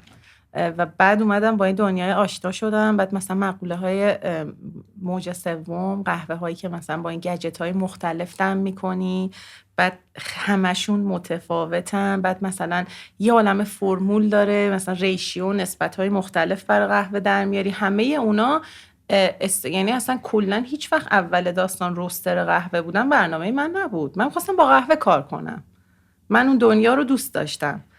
برای کسی نوشیدنی سرو کردن، قهوه سرو کردن، قهوه نمیدونستم قضیه رست چی هست حتی اون موقع. یعنی دماوری موج سوم هم نمیدونستی؟ اول دیدگاهت اینطوری بودش که پای ماشین باید باشی؟ من هیچ ایده راجع به قهوه نداشتم، هیچی. یعنی 10 سال پیش من هیچ وقت از اون آدمایی نبودم که مثلا بگم که من مثلا قهوه همیشه میخوردم، نه واقعا. یعنی کلن عمر قهوه تو زندگی من 10 ساله. ولی خب امین، ولی اینقدر تو رو کشونده تو خودش. بخش جدی زندگی الان فکر میکنم شده. بخش جدی و خیلی بحثی که تو زندگی من داره اون آرامشیه که برای من ایجاد میکنه در کنار تمامی سختی هاش و استرسش و شاید بیرون، چون هممون معمولا وقتی که حالمون خیلی خوبه برای یه تایم خوبی از روز تو کافه بودیم، ولی این کار هم میتونه کار پر از استرسی باشه که هست. و باز هم در تمامی این استرس ها وقتی من میتونم توش آرامش پیدا کنم، برام خیلی دوست داشتنی ترش میکنه. و قهوه زدن در نهایت همین شد که من از باریستا بودن شروع کردم، پیش رفتم و در نهایت به رست علاقه پیدا کردم، دوره دیدم، رستر شدم و الان که دیگه چندین ساله که. ولی واقعا بخوام بهت بگم چیز خیلی جالبی که راجبش وجود داره، شاید نقطه شروع خودمم بوده که بعدش اینو تو آدمای مختلف دیدم. هر کسی که به نوعی من به واسطه قهوه دارم این روزا باهاش صحبت میکنم، این میتونه یه کافه توی یک شهرستان باشه، میتونه من شایلی باشه، میتونه یه شخص ایکس یه جای دیگه دنیا باشه، تو زندگی همه یه جورایی باعث نوآوری شده و من اینو خیلی دوستش دارم. تو زندگی من نوآوریش یه جور دیگه بوده. یعنی این میشه اون قسمت همزاد پنداری که من با آدمای مختلف دارم. بعد من با یکی حرف میزنم مثلا توی تبریز یه کافه که اینجوریه که ببین اینجا قهوه ترش اصلا مفهومی نداشت و من با قهوه‌ای که از شما گرفتم و سرو کردم یه چیز جدید اینجا اضافه کردم. با یکی دیگه از یه جای دیگه صحبت میکنم که اینجوریه که خانم ما اصلا تو این شهر اگه یه کافه قلیون نمیداد اصلا زشت بود، ولی من این کارو کردم. من یه کافه زدم که فقط قهوه با کیک سرو میکنم و هر کدومشون فرهنگا رو داره عوض میکنه. واقعا تاثیر، چه فردی چه تو اشل این که تو یه کافه‌ای باشی و یه کامیونیتی داشته باشی. بچه‌ای که دارن میبینن میشنون شاید اینو ندونن، ولی اولین تجربه امسال من دهه 60 با قهوه توی دهه 70 اینطوری بودش که یه کافه‌ای را افتاد، مبلمان فرفورژه و میمدن قهوه آماده که از این تریموانا و از اینایی که میریزن تو آبجوش اونطوری سرو میکردن. چند سال گذشت از اواخر دهه 70، سال 81 دیگه ما داشتیم اسپرسو ماشینا رو میدیدیم. تا قبلش اگر اینطوری بودش که فقط هتل فلان مثلا اونطوری داره، حالا شروع شد جاهای مختلف دیده شدن این. و من همیشه به بچه ها میگفتم تا قبل از این جریانی که امثال سام کافه، روبرتو، وی کافه که نسل سوم و موج سوم وارد ایران کردن، ما فکر میکردیم فقط همونه و هر چقدر تلختر، ترشتر، سوخته‌تر، زننده‌تر فکر میکردیم قهوه بهتریه. و باورت نمیشه من اولین باری که یه دماوری دیگر رو با یه دم افزار دیگه خوردم قشنگ اینطور شد این چرا یه چیز دیگه است، این چرا اصلا یه طعم دیگه میده. ما یعنی تمام این سالا ما یه دهه داشتیم قهوه سوخته میخوردیم، فکر میکردیم بهترین قهوه این تند و تیز و تلخی که زبون و حتی بعضی موقع من یادمه یه حالی بهش دست میداد که یه چیز ترش بعدش اگر میخوردی میسوخت زبونت، انقدر طعم خیلی تیزی میشد توی اسپرسو ماشین وقتی دماوری اون مدلی بهمون میدادن. و یه نکته جالبی که از وقتی که خودم افتادم تو بازی قهوه دم کردن برام رقم زده اینه که حالا من که خودم باریستا نمیدونم، من صرفا برای خودم دم میکنم. خیلی حرفه‌ای ولی برای خودت یه جورایی برای من حالت مدیتیشن پیدا میکنه. یه جورایی، حالا درسته شما اگر کسی ازتون بپرسه پروفایل دماوری با دم افزارهای مختلفم در اختیارش قرار میدید، ولی من هی باز اون ماجراجویی و کنجکاویه رو توی خودم دارم تا برسم به اون مدلی که اون طعمی که خودم دوست دارم رو پیدا کنم. شاید ندونن آدما وقتی داریم در مورد دم کردن قهوه صحبت میکنیم، درسته اشاره کردی نسبت اهمیت داره، دمای آب اهمیت داره، زمان خیلی کلیدیه، درجه آسیابت خیلی مهمه. بله درجه آسیاب خیلی مهمه. بعد دوباره حالا باز میای روش‌های مختلف، اینکه تو چند مرحله آب رو اضافه کنی، تو مرحله بلومینگ چه اتفاقی بیفته، همه اینا داره توی بروینگ تو دم کردن تو خروجی تو متفاوت آره میکنه. و واقعا از یه جایی به بعد وقتی میای روش دقیق تر میشی متوجه این تفاوت ها میشی. بیا حالا در مورد این سایدی که یهویی 10 سال پیش باهاش روبرو شدی یه ذره دیپتر بشیم و ببینیم چه اتفاقی رو داشتی تجربه میکردی. قبلش من اصلا از فضای قهوه دور بودم، بعد یهویی وارد یه فضایی شدم، وایسادم مثلا به عنوان یه باریستا قهوه دست مشتری آدمایی که مقابلم بودم دادم و یه چیز جدیدی رو تجربه کردم. داری در مورد چه چیزی صحبت میکنی؟ چه چیزی رو تجربه کردی؟ ببین این هم یه بعد تخصصی و کاری داره که میشه همین مقوله های دماوری، این که تو یه قهوه ثابتی رو، یه شخصی که مثلا فرض کنیم که من الان همون باریستا هم، من یه باریستا هم تو کافه قهوه دم میکنم و این قهوه از روسترمون میرسه به دست ما و یه قهوه ثابتیه. من عاشق این قضیه بودم که بتونم با اون قهوه ثابت یک خروجی در بیارم که خروجی من نسبت به باقی باریستاها متفاوت باشه. اون تفاوته. ما پروسه تنظیم کردن قهوه داریم. تنظیم قهوه‌ای که انجام میدی یه عالمه مقوله و پارامترهای متفاوت داره که تو بتونی چجوری اون قهوه رو در نهایت ازش عصاره گیری بکنی که بشه یه شات اسپرسو. و اون شات اسپرسو به عنوان یک باریستا در نهایت سیگنچر توه. تو اون رو توی اون شیفت تنظیم کردی و اون بیس نوشیدنی هایی که قراره بدی به مهمونا. و من خیلی تمرکز میذاشتم روی اون قضیه که اونو چجوری تنظیمش بکنم. بعد یادم اون دوران که لذت میبردم از این قضیه که این فیدبک ها رو میگرفتم که واقعا هیچ وقت یادم نمیره روزی رو که من توی شیفت بودم داشتم میرفتم استراحت و یه مهمون ثابتمون من یه که میشه نری استراحت قهوه منو بدی بعد بری. بعد ببین نمیتونم توصیف کنم حسشو، نمیتونم توصیف کنم این حسشو. این حسی برای که همینه من خب این سایدش رو نمیدونستم که هر باریستایی که پای ماشین وای میسه تنظیمات خاص خودش رو داره. من همیشه پیش خودم میگفتم خدایا چرا این آدم عوض میشه این مزه ها عوض میشه.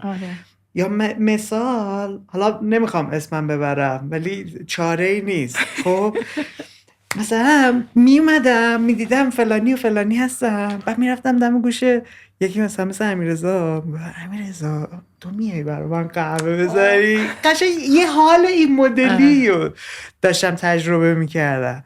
پس بگو اون ساید اون میشه اون ساید تخصصیش. حالا یه ساید فردی داره این قضیه، اونم اینه که احساس نیاز به دیده شدن و در عین حال دیده نشدن. یعنی نمیدونم این چه حسی رو ایجاد میکنه که تو دوست داری که اون کار دیده میشه خودت دیده نمیشی. یعنی خودت همچنان اون آدم بک استیجی ولی یه قهوه خوبی تنظیم میکنی. واقعا اصلا حس عجیبیه که مثلا واقعا من یه تایمی تو شعبه شیفت میزدم، بعد مهمونامون با چمدونشون میومدن کافه و اینجوری که ببین بعد از تو جیبش مثلا یه عالمه دستمال کاغذی در میاد و اینجوری که ببین خانم من مثلا همیشه میرم بلو باتل ولی قهوه‌های شما یه چیز دیگه است. و این خیلی حس دوست داشته، یعنی که تو احساس میکنی که گفتم حس میکنی زن توی اون زنجیره یه عضوی هستی، هم تو قسمت مصرف هم تو قسمت تولید. باریستا بودن بیشتر تو قسمت مصرفه و اون موقع این حس رو تجربه میکردی که این شخص داره میاد از یه کشور دیگه، تو هواپیما به این فکر کرده که من برم این کافه قهوه رو بخورم، تو یه عضوی از اونی. این آدم قهوه رو میگیره میبره خونه دم میکنه، باز تو یه قسمتی از اونی. و این یه نیازی رو در آدم که دقیق نمیدونم اسمش چیه، ولی یه نیازی رو رفع میکنه که تو اون هیروی دیده نشده ای. البته که هیرو شلاقتی مانسی قهوه است، ولی بود فردیش بر من این بود. اون آدم کلیدی در سایه ای. آره در سایه. آره چون اصلا داریم دیگه یه اصطلاحیه که میگن یه سری آدما فیسن، یه سری پشت تو سایه وای میسن که آدمای کلیدی هن که حتی کسایی هن که شو رو اونا اداره میکنه. حالا کجا داره میاد؟ از داستان خیمه شب بازی و عروسک گردانی و این داستانا میاد که تو کاراکترها رو داری میبینی ولی خدا اون کسیه که داره نخا رو میکشه و تکون میده. و واقعا این به نظرم خیلی نکته جالبیه. چی شد که حاضر شدی از اون آدم در سایه بیای جلوتر، یعنی اونو عوض کنی؟ چه اتفاق درونی توت رخ داد؟ من هنوز همون آدم در سایه هم. نه آدم در سایه نیستی، به جایگاه کلیدی تری شد به نظر من. ولی به نظر من روستر به عنوان باریستا اتفاقا یه قدم عقب‌تره. تو چون ارتباط مستقیم با آدم ها نداری داری میگی. آره. ولی نقشه انگار که قضیهش اینجوریه که مثلا چون ببخشید اینطوری میگم مثالش بده، ولی کاری که تو الان داری انجام میدی باریستا ها هم داری تکون میدونی میدی. یه قدم بیای عقب‌تر، مثلا اون شخص اصلی شاید اون کسی که داره قهوه رو تولید میکنه و ما اصلا نمیبینیمش. میدونی انگار که تو هر چقدر یه قدم میای عقب‌تر اتفاقا یه قدم نقشت کلیدی تر میشه، بیشتر میای عقب و ارتباط مستقیمت شاید با آدم‌ها کم میشه. اصلا اون شخصی که میشناسنش دیگه تو نیستی، ولی اثرگذاری داره بیشتر و بیشتر میشه. آره. جدی‌تر میشه. آره. شاید به خاطر اینه که الان روسترم و باریستا نیستم. این قسمتش خیلی برام دوست داشتنی تره. یعنی دنبال این بودی که تاچه یعنی اون اثری که داری میذاری. آره. یعنی تصمیم گیری کردم برای این که قضیه اینه که تو داری یه کاری رو انجام میدی و داری یه سری مهره ها رو میچینی و حست اینه که مثلا من دارم این برنامه ریزی رو برای 4 ماه آینده این مجموعه میکنم و توی 4 ماه آینده قراره این قهوه این اینجا مصرف بشه، این اینجا مصرف بشه. بعد چیدن اون مهره ها، بعد فیدبک گرفتن از مهمونا خیلی چیز باحالیه. چیزی که من الان تو کارم خیلی دوست دارم اینکه همش تو دنبال اینی که چون یه ارتباط دو طرفه است و واقعا مثلا همون عین مکالمه‌ای که با خودت داشتیم که قهوه پروتون خیلی خوب بود و من اینجوریام که ببین یادم قهوه پرومون خیلی خوب بود و همه دوست داشتین، دنبال اینم که یه قهوه پروی بهتر بیارم و این حس از چیزی که من الان به عنوان در واقع کسی که توی روستری کار میکنم دوستش دارم، اینکه بتونم برنامه ریزی بکنم برای آینده و اون افرادی که روزمره با ما درگیرن. خیلی جالبه تو جدا جدا با کسایی که مخاطبتن یک مسیری رو میری.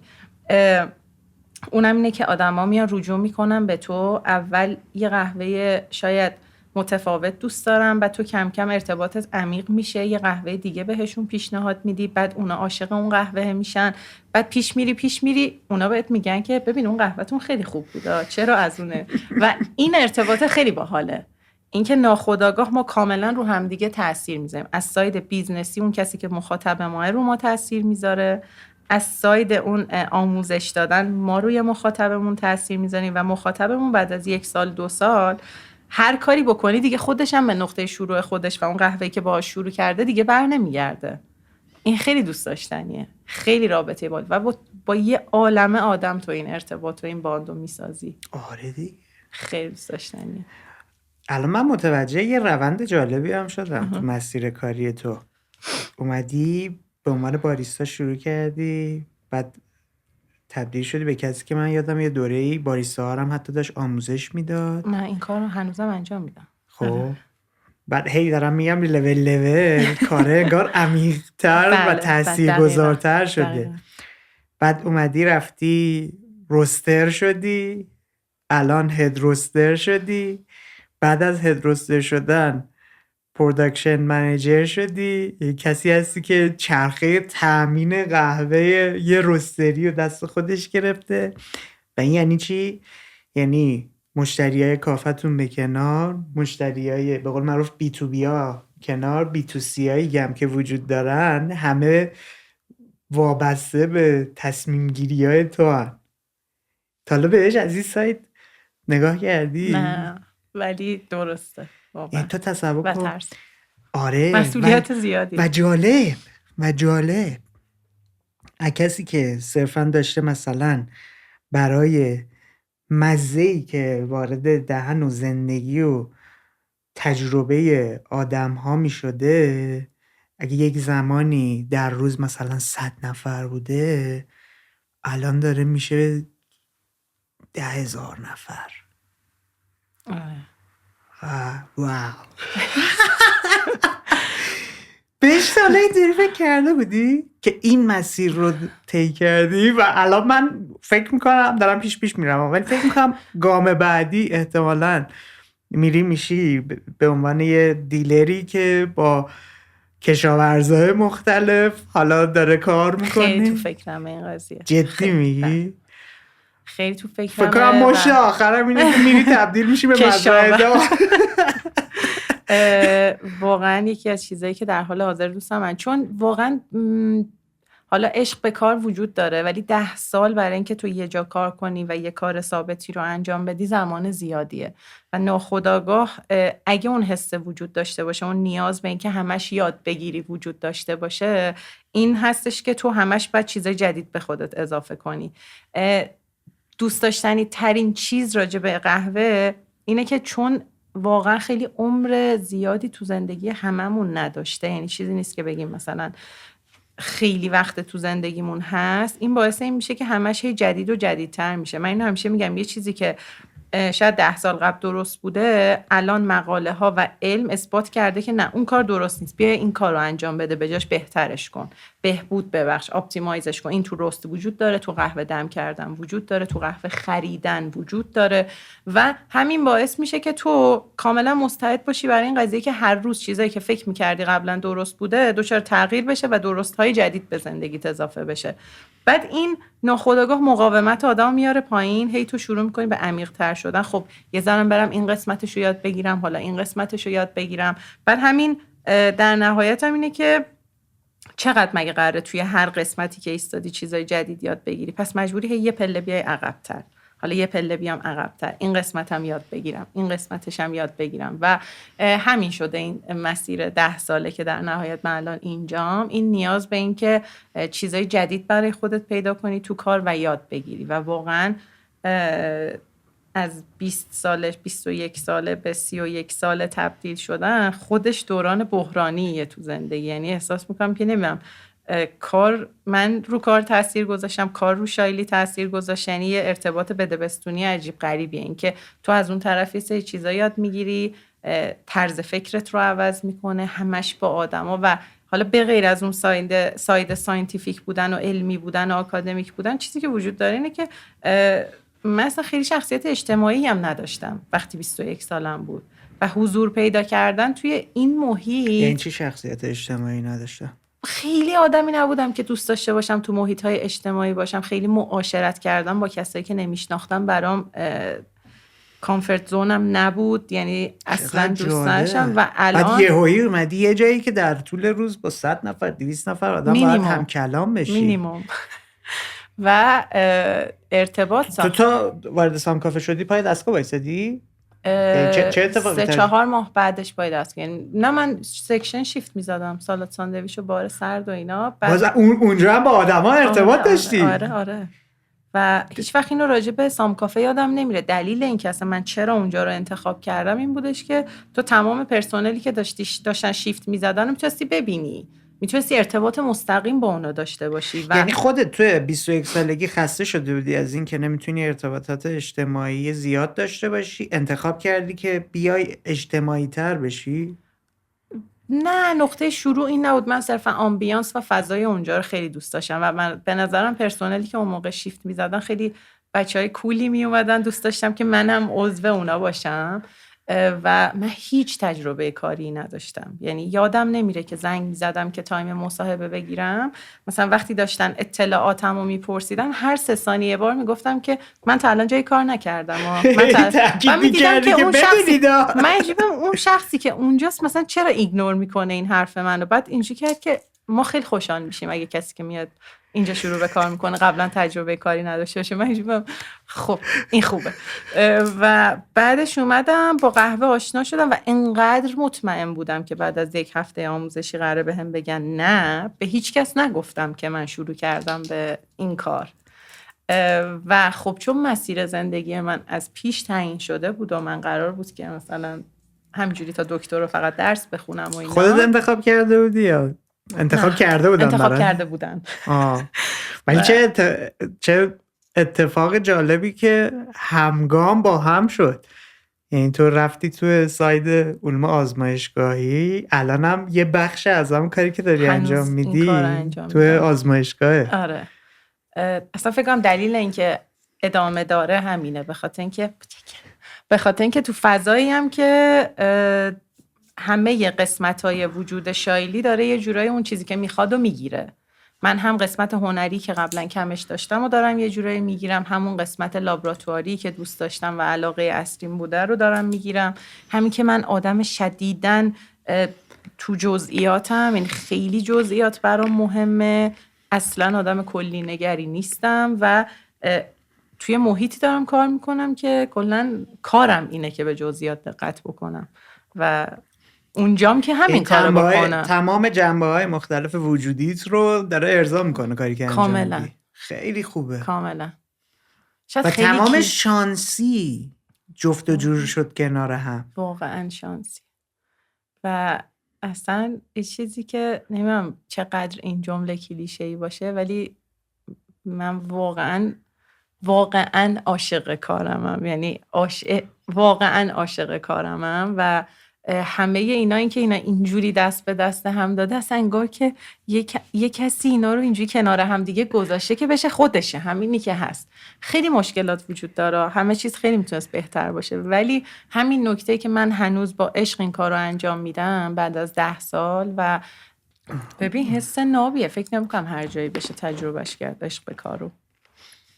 به خاطر همین بابتش قدردانم و خودمونی بگم حالشو میبرم. حالا یه چیز جالبی در موردش صحبت کردیم، منم بد نیست بگم، منم عاشق کارمم و همیشه در موردش که حرف میزنم، یعنی برای من این مدلی شده که کار کردن برای من حکم تفریح داره و واقعا حتی اگر کار سنگین، پرفشار، خسته کننده از لحاظ روانی و فیزیکی باشه، انرژی میره بالاتر، حالم بهتر میشه. یعنی ما مثلا با امید بارها سر پروژه های مختلف بودیم دیگه. دیده مثلا ساعت 3 صبح من از 10 صبح 3 نصف شب منظورم یعنی یه چه میدونم نزدیک 20 و چند ساعت کار کردیم. من انرژیم بالاتر از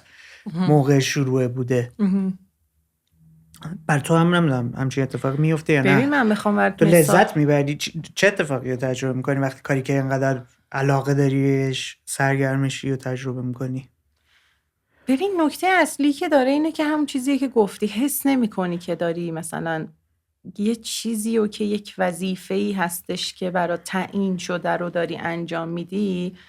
اکثر مواقع حسی که میگیری این نیست. حس اینه که من دوست دارم درگیر باشم توی این فضا و درگیری.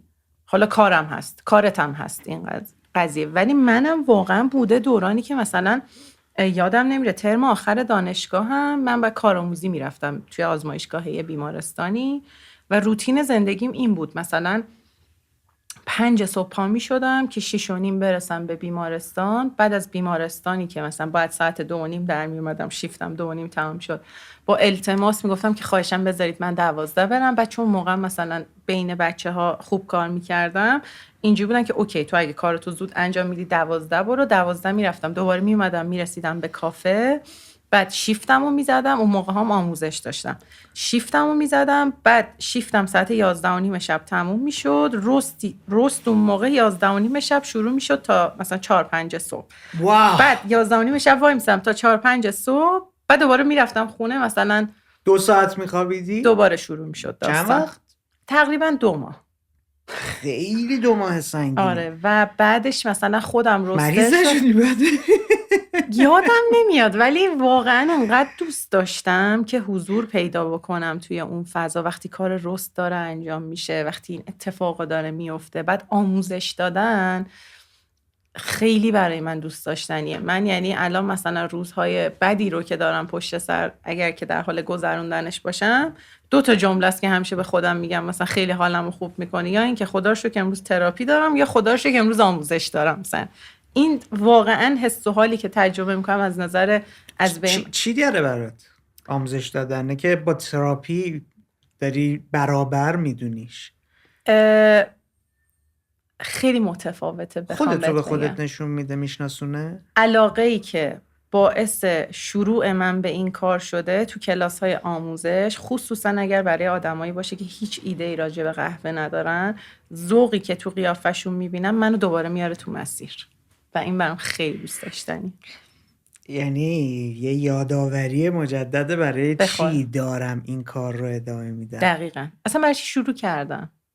چون تو خیلی وقتا میفتی توی یه فضایی که درگیری، ساید بیزنسی و خیلی اهمیتش زیاد میشه، سختی های کار، و یه چیزی نیازه که یادآوری بکنه که من چرا این کار رو شروع کردم، چی منو در واقع باعث شد که نقطه شروعم باشه، 10 سال ادامه داره و من تو کلاس‌های آموزشی انگار که خودم رو دارم توضیح میدم، نه که کلاس آموزشی، که کسایی که هستن هم مثل من ذوق بکنن و این کار رو انتخاب بکنن. یعنی واقعا وقتی کلاس آموزشی دارم سعی میکنم که آدما مثل من ذوق بکنن، مثل من قهوه رو دوست داشته باشن. همینه که هر وقت خیلی راجع به قهوه حرف زدن باعث میشه که ذوق بکنم. میگم که البته شاید من یه ذره به خاطر اینکه من خیلی این کار دوست دارم انقدر ذوق بکنم، ولی مثلا ورکشاپ‌های یه روزه‌ای که میذاریم برای کسایی که تو خونه قهوه دم میکنن، بعد اصلا من نمیدونستم همچین چیزی دارید. آره بعضی وقتا این کار رو انجام میدیم و میان که بیام شما ما بچه که از خصوصی میذاریم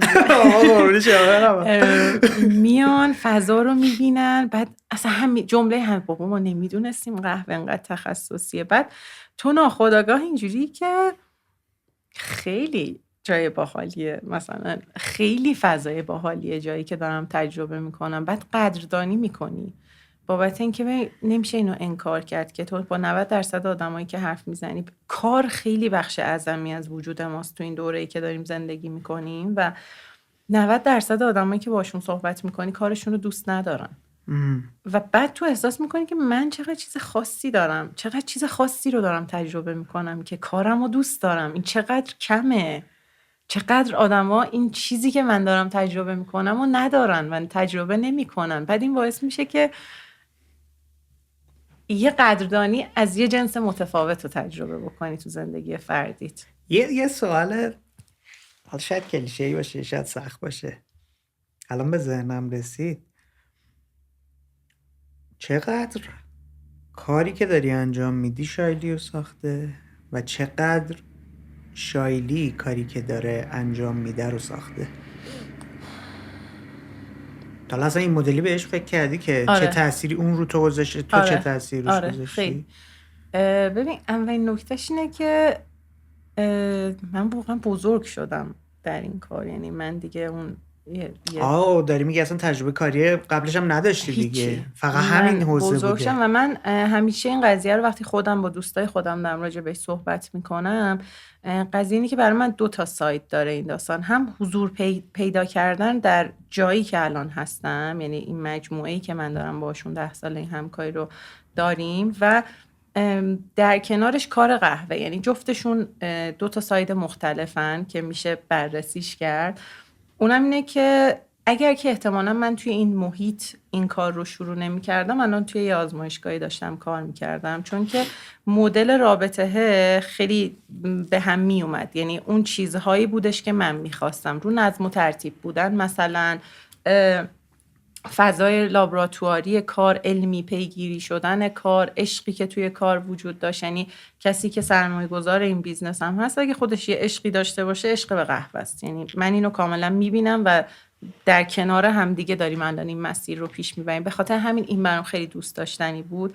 از یه جای دیگه من سعی کردم که چون اوایلش اینجوری نبود، چون تو یه نیروی هستی که حالا هم سنت کمه، هم خیلی هنوز خودتو پیدا نکردی، هنوز نمیدونی که ویژگی های شخصی چیه. وقتی کم کم پیش میره سعی میکنی که کاراکتر خودتو بیاری توی کار و این باعث میشه که حس و حالش متفاوت بشه. یعنی اینکه مخاطبین چندین و چند ساله ما فازهای قهوه رو میتونن الان از هم دیگه تفکیک بکنن. یعنی زمان اون شخص، زمان تو، یعنی انگار که این یه دوره‌ای بوده و آدما میتونن اینو تفکیک بکنن. به نظر من اونجا وقتی این جمله رو میشنوی، استارت این قضیه است که داره به تو نشون میده که تو از شایلی چیزایی به کار وارد کردی. خط فکری که داره شروع میکنه به تاثیر گذاشتن. خیلی همیشه این اتفاق، یعنی همیشه که نه، اون اوایل کار شاید نتونه رخ بده، ولی بعدش طرز فکری که داری رو وارد کار میکنی. به خاطر همین من کاملا این قضیه رو 50-50 میبینم. یعنی 50% کار برای شایلی و 50% شایلی برای کار و جفتش در کنار هم دیگه جواب میده. من فکر میکنم که این بالانس 50-50 هر جایی که به هم بخوره دیگه کار نمیکنه. حالا داری میگی 50-50، ولی من یه سری تجربه ها و خاطرات تو ذهنم اومد که من تاچ 100% شایلی داشتم دیدم. مثلا یه نوشیدنی یادم 97-98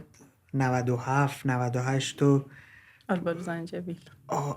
حالا اون به کنار، اون که آب نارنگی داشت تو اومد تو ذهن من.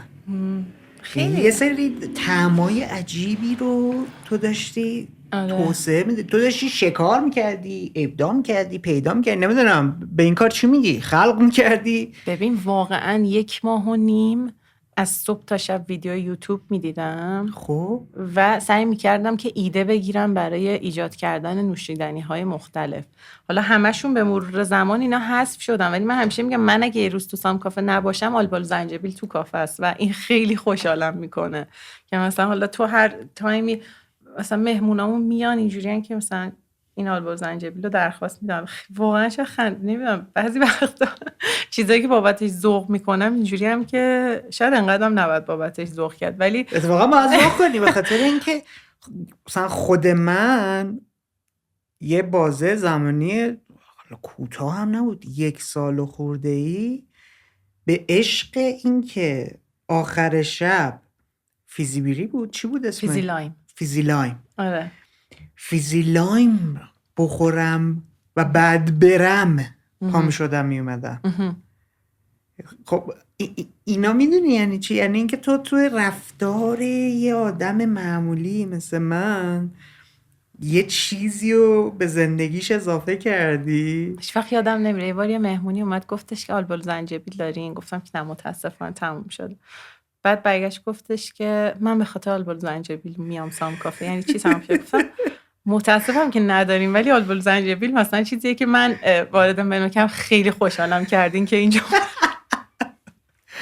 اینجوری بودم که واقعا اینکه تو تأثیرت رو جایی میبینی که یک آیتمی، یک مدلی، یک کافه‌ای در نهایت تبدیل به لایف استایل یه آدم شده و تو توی روتین روزمره یک آدم رخنه کردی.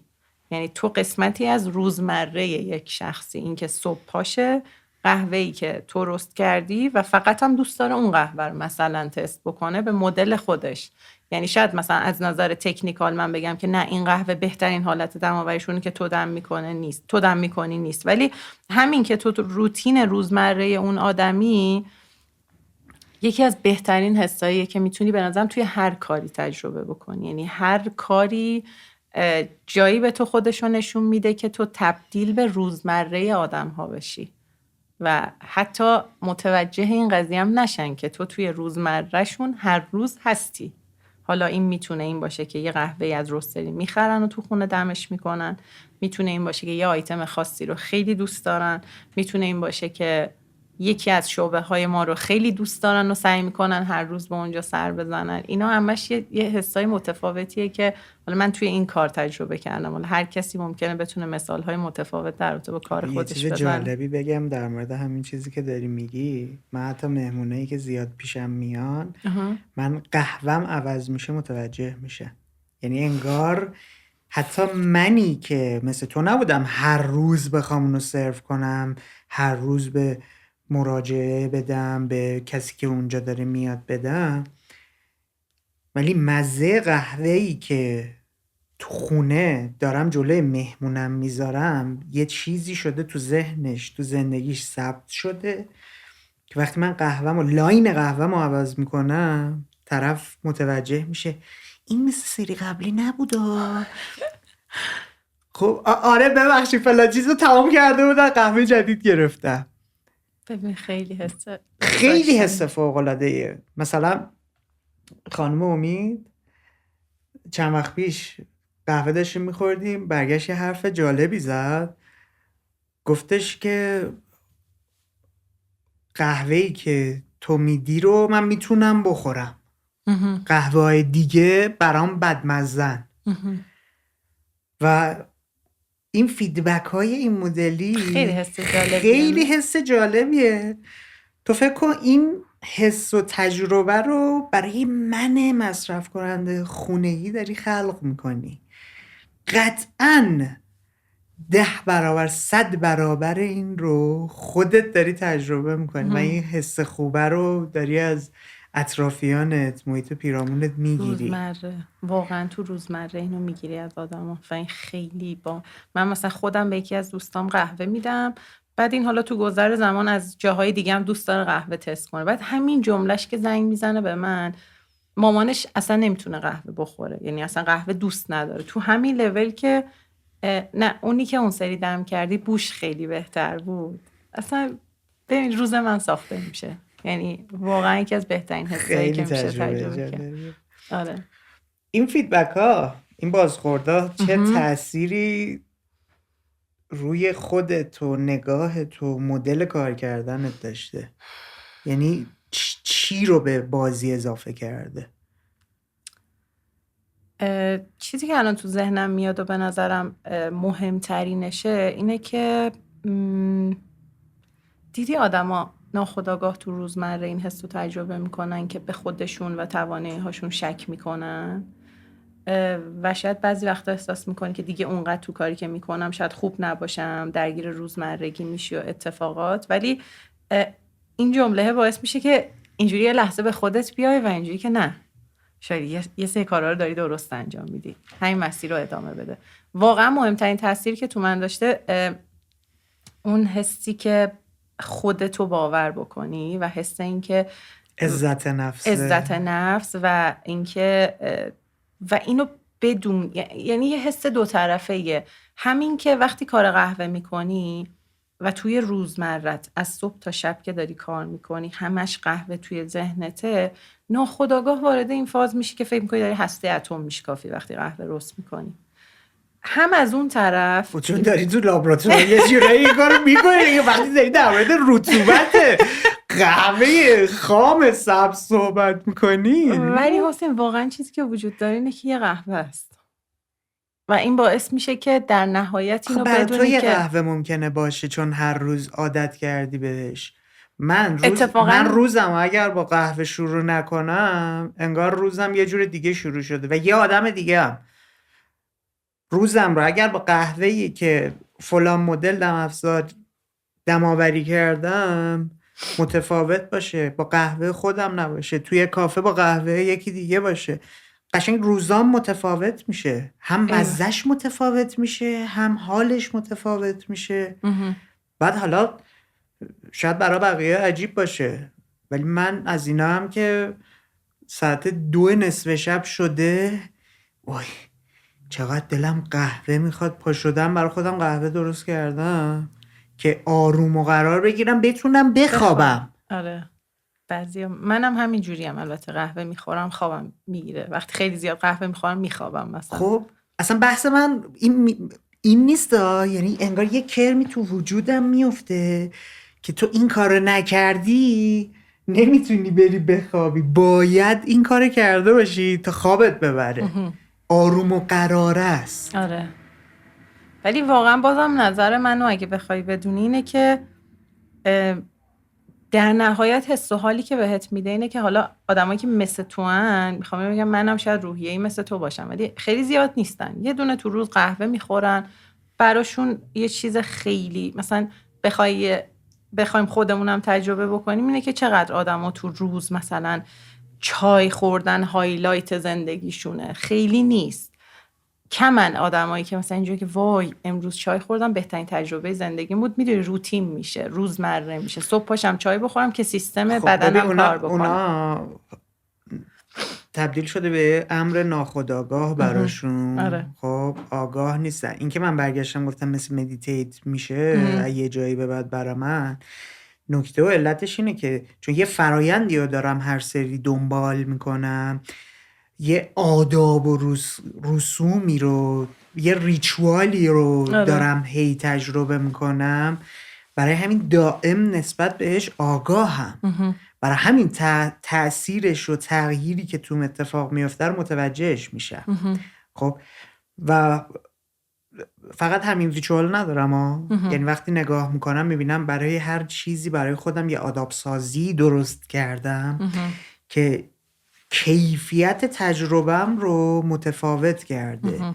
برای مثلا موقعی که میخوام فیلم ببینم، نور، لباس، گرما، اینکه نویزی نباشه، اینکه چیزی حواس من رو پرت نکنه برام اهمیت داره. توی موزیک گوش دادنه همینطور، یا موقع دویدنه و ورزش کردنه باز دوباره یه مسیر اینچنینی.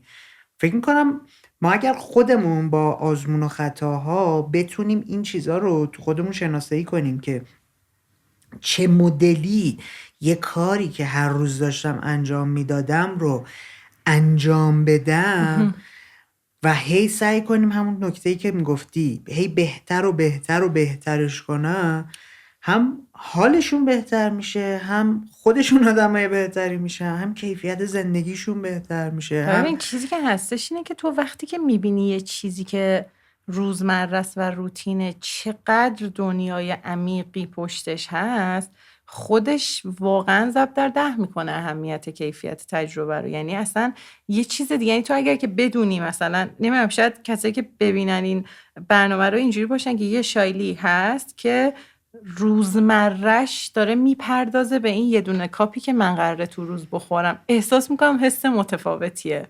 یعنی که یه آدمی اونجاست از صبح تا شب داره به این فکر میکنه که من اینو چه تغییری توش بدم، چی کار بکنم که بهتر بشه. اون کسی که داره تو خونش قهوه رو دم میکنه بتونه تجربه بهتری داشته باشه، بیشتر قهوه رو دوست داشته باشه و اینا همش باعث این میشه که اینو پس ذهنت بدونی هر قسمت کوچیکی که از روزت داری انجام میدی چقدر آدمایی وجود دارن که براشون این قسمت کوچولوی روزتو عمیقه و کل زندگیشون رو دارن حول محور اون 5 دقیقه 10 دقیقه 20 دقیقه روزتو میگذرونن.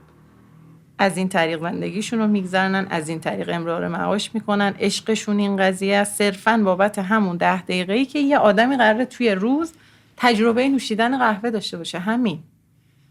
و من 10 ساله که دارم حول محور این قضیه زندگیمو میچرخونم و خیلی تجربهش متفاوت میشه. الان تو داری این بخشش رو فقط میگی، من دارم به تاثیر بعدشم نگاه میکنم. من قهوه بد خوردم، بدخلق شدم با طرفی که مثلا سرو کرده برام، اون رفتار همیشگیمو نداشتم، اون انرژی که میخواستم ندادم بهش.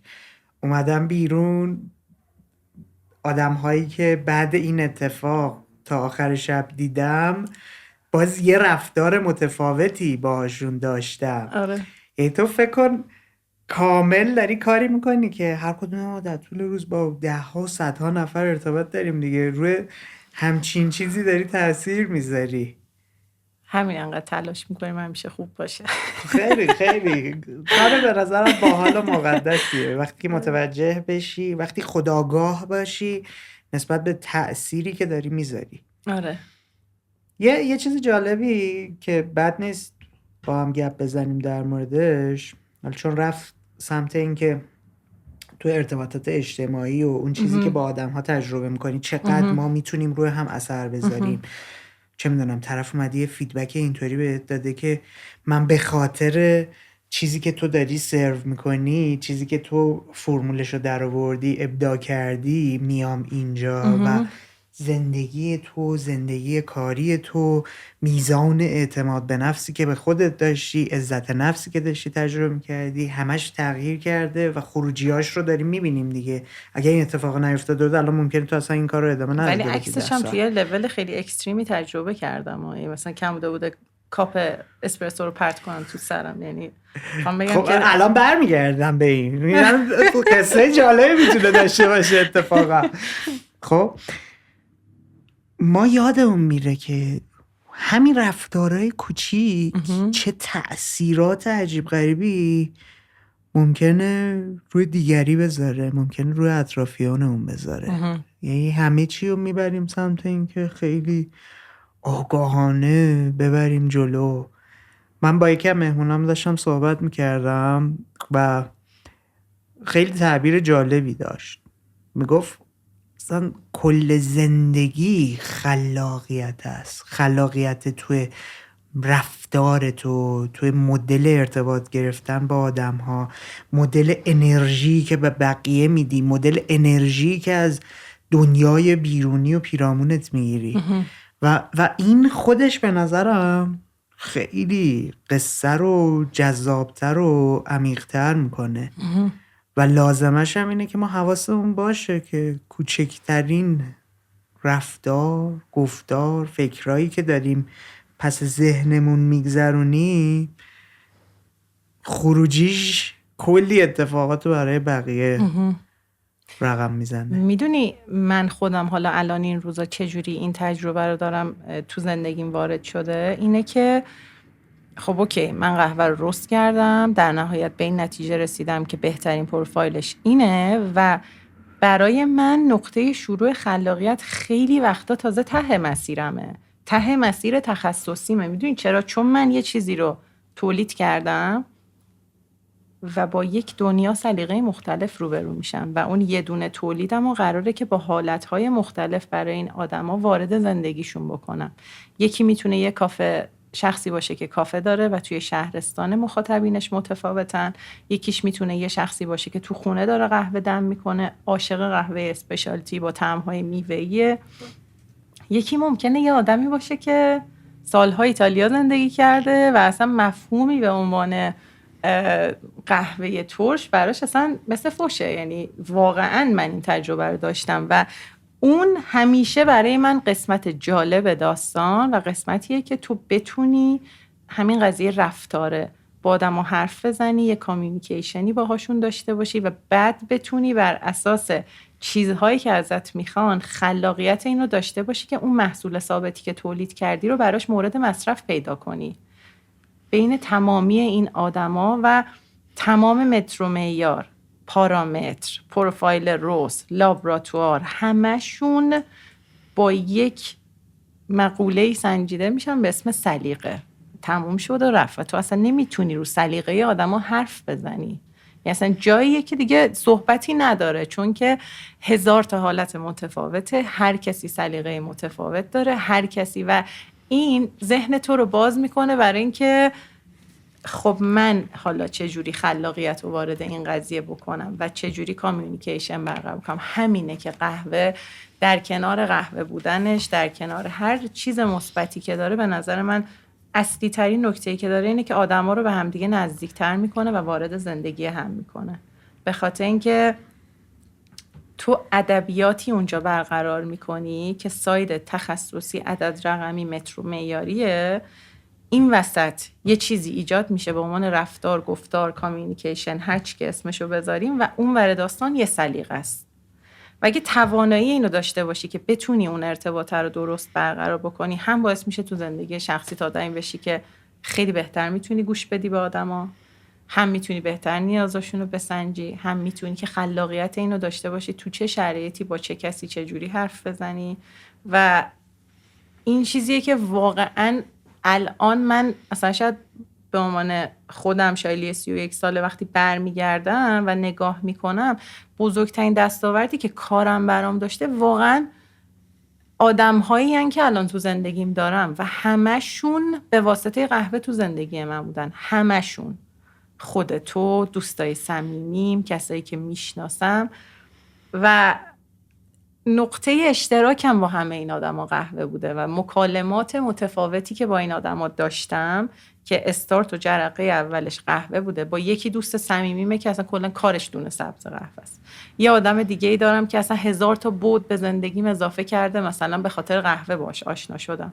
و چه می‌دونم، یه دوستی دارم، یه آقایی رو من از یه طریقی شناختم که واقعا تمام ارزش‌های زندگیمو مثلا این روزا زیر و رو کردم. و یه آقای 96 سالن و من ایشونو به واسطه قهوه شناختم. چقدر جالب. و اونجاست که میگم قهوه نیست لزوما، یعنی تو به واسطه قهوه جرقه این قضیه خوردی که یه عالمه چیز به زندگیت اضافه کنی، بتونی با آدم‌ها صحبت‌های مختلف داشته باشی. در مورد زندگی خودت و تاثیر قهوه میگی هر کدوم ما میتونیم یه چیزی رو پیدا کنیم که اینو داشته باشه. آره. ولی یادمون میره، حواسمون بهش باشه. نقطه شروع رو خیلی وقتا یادمون میره. آره.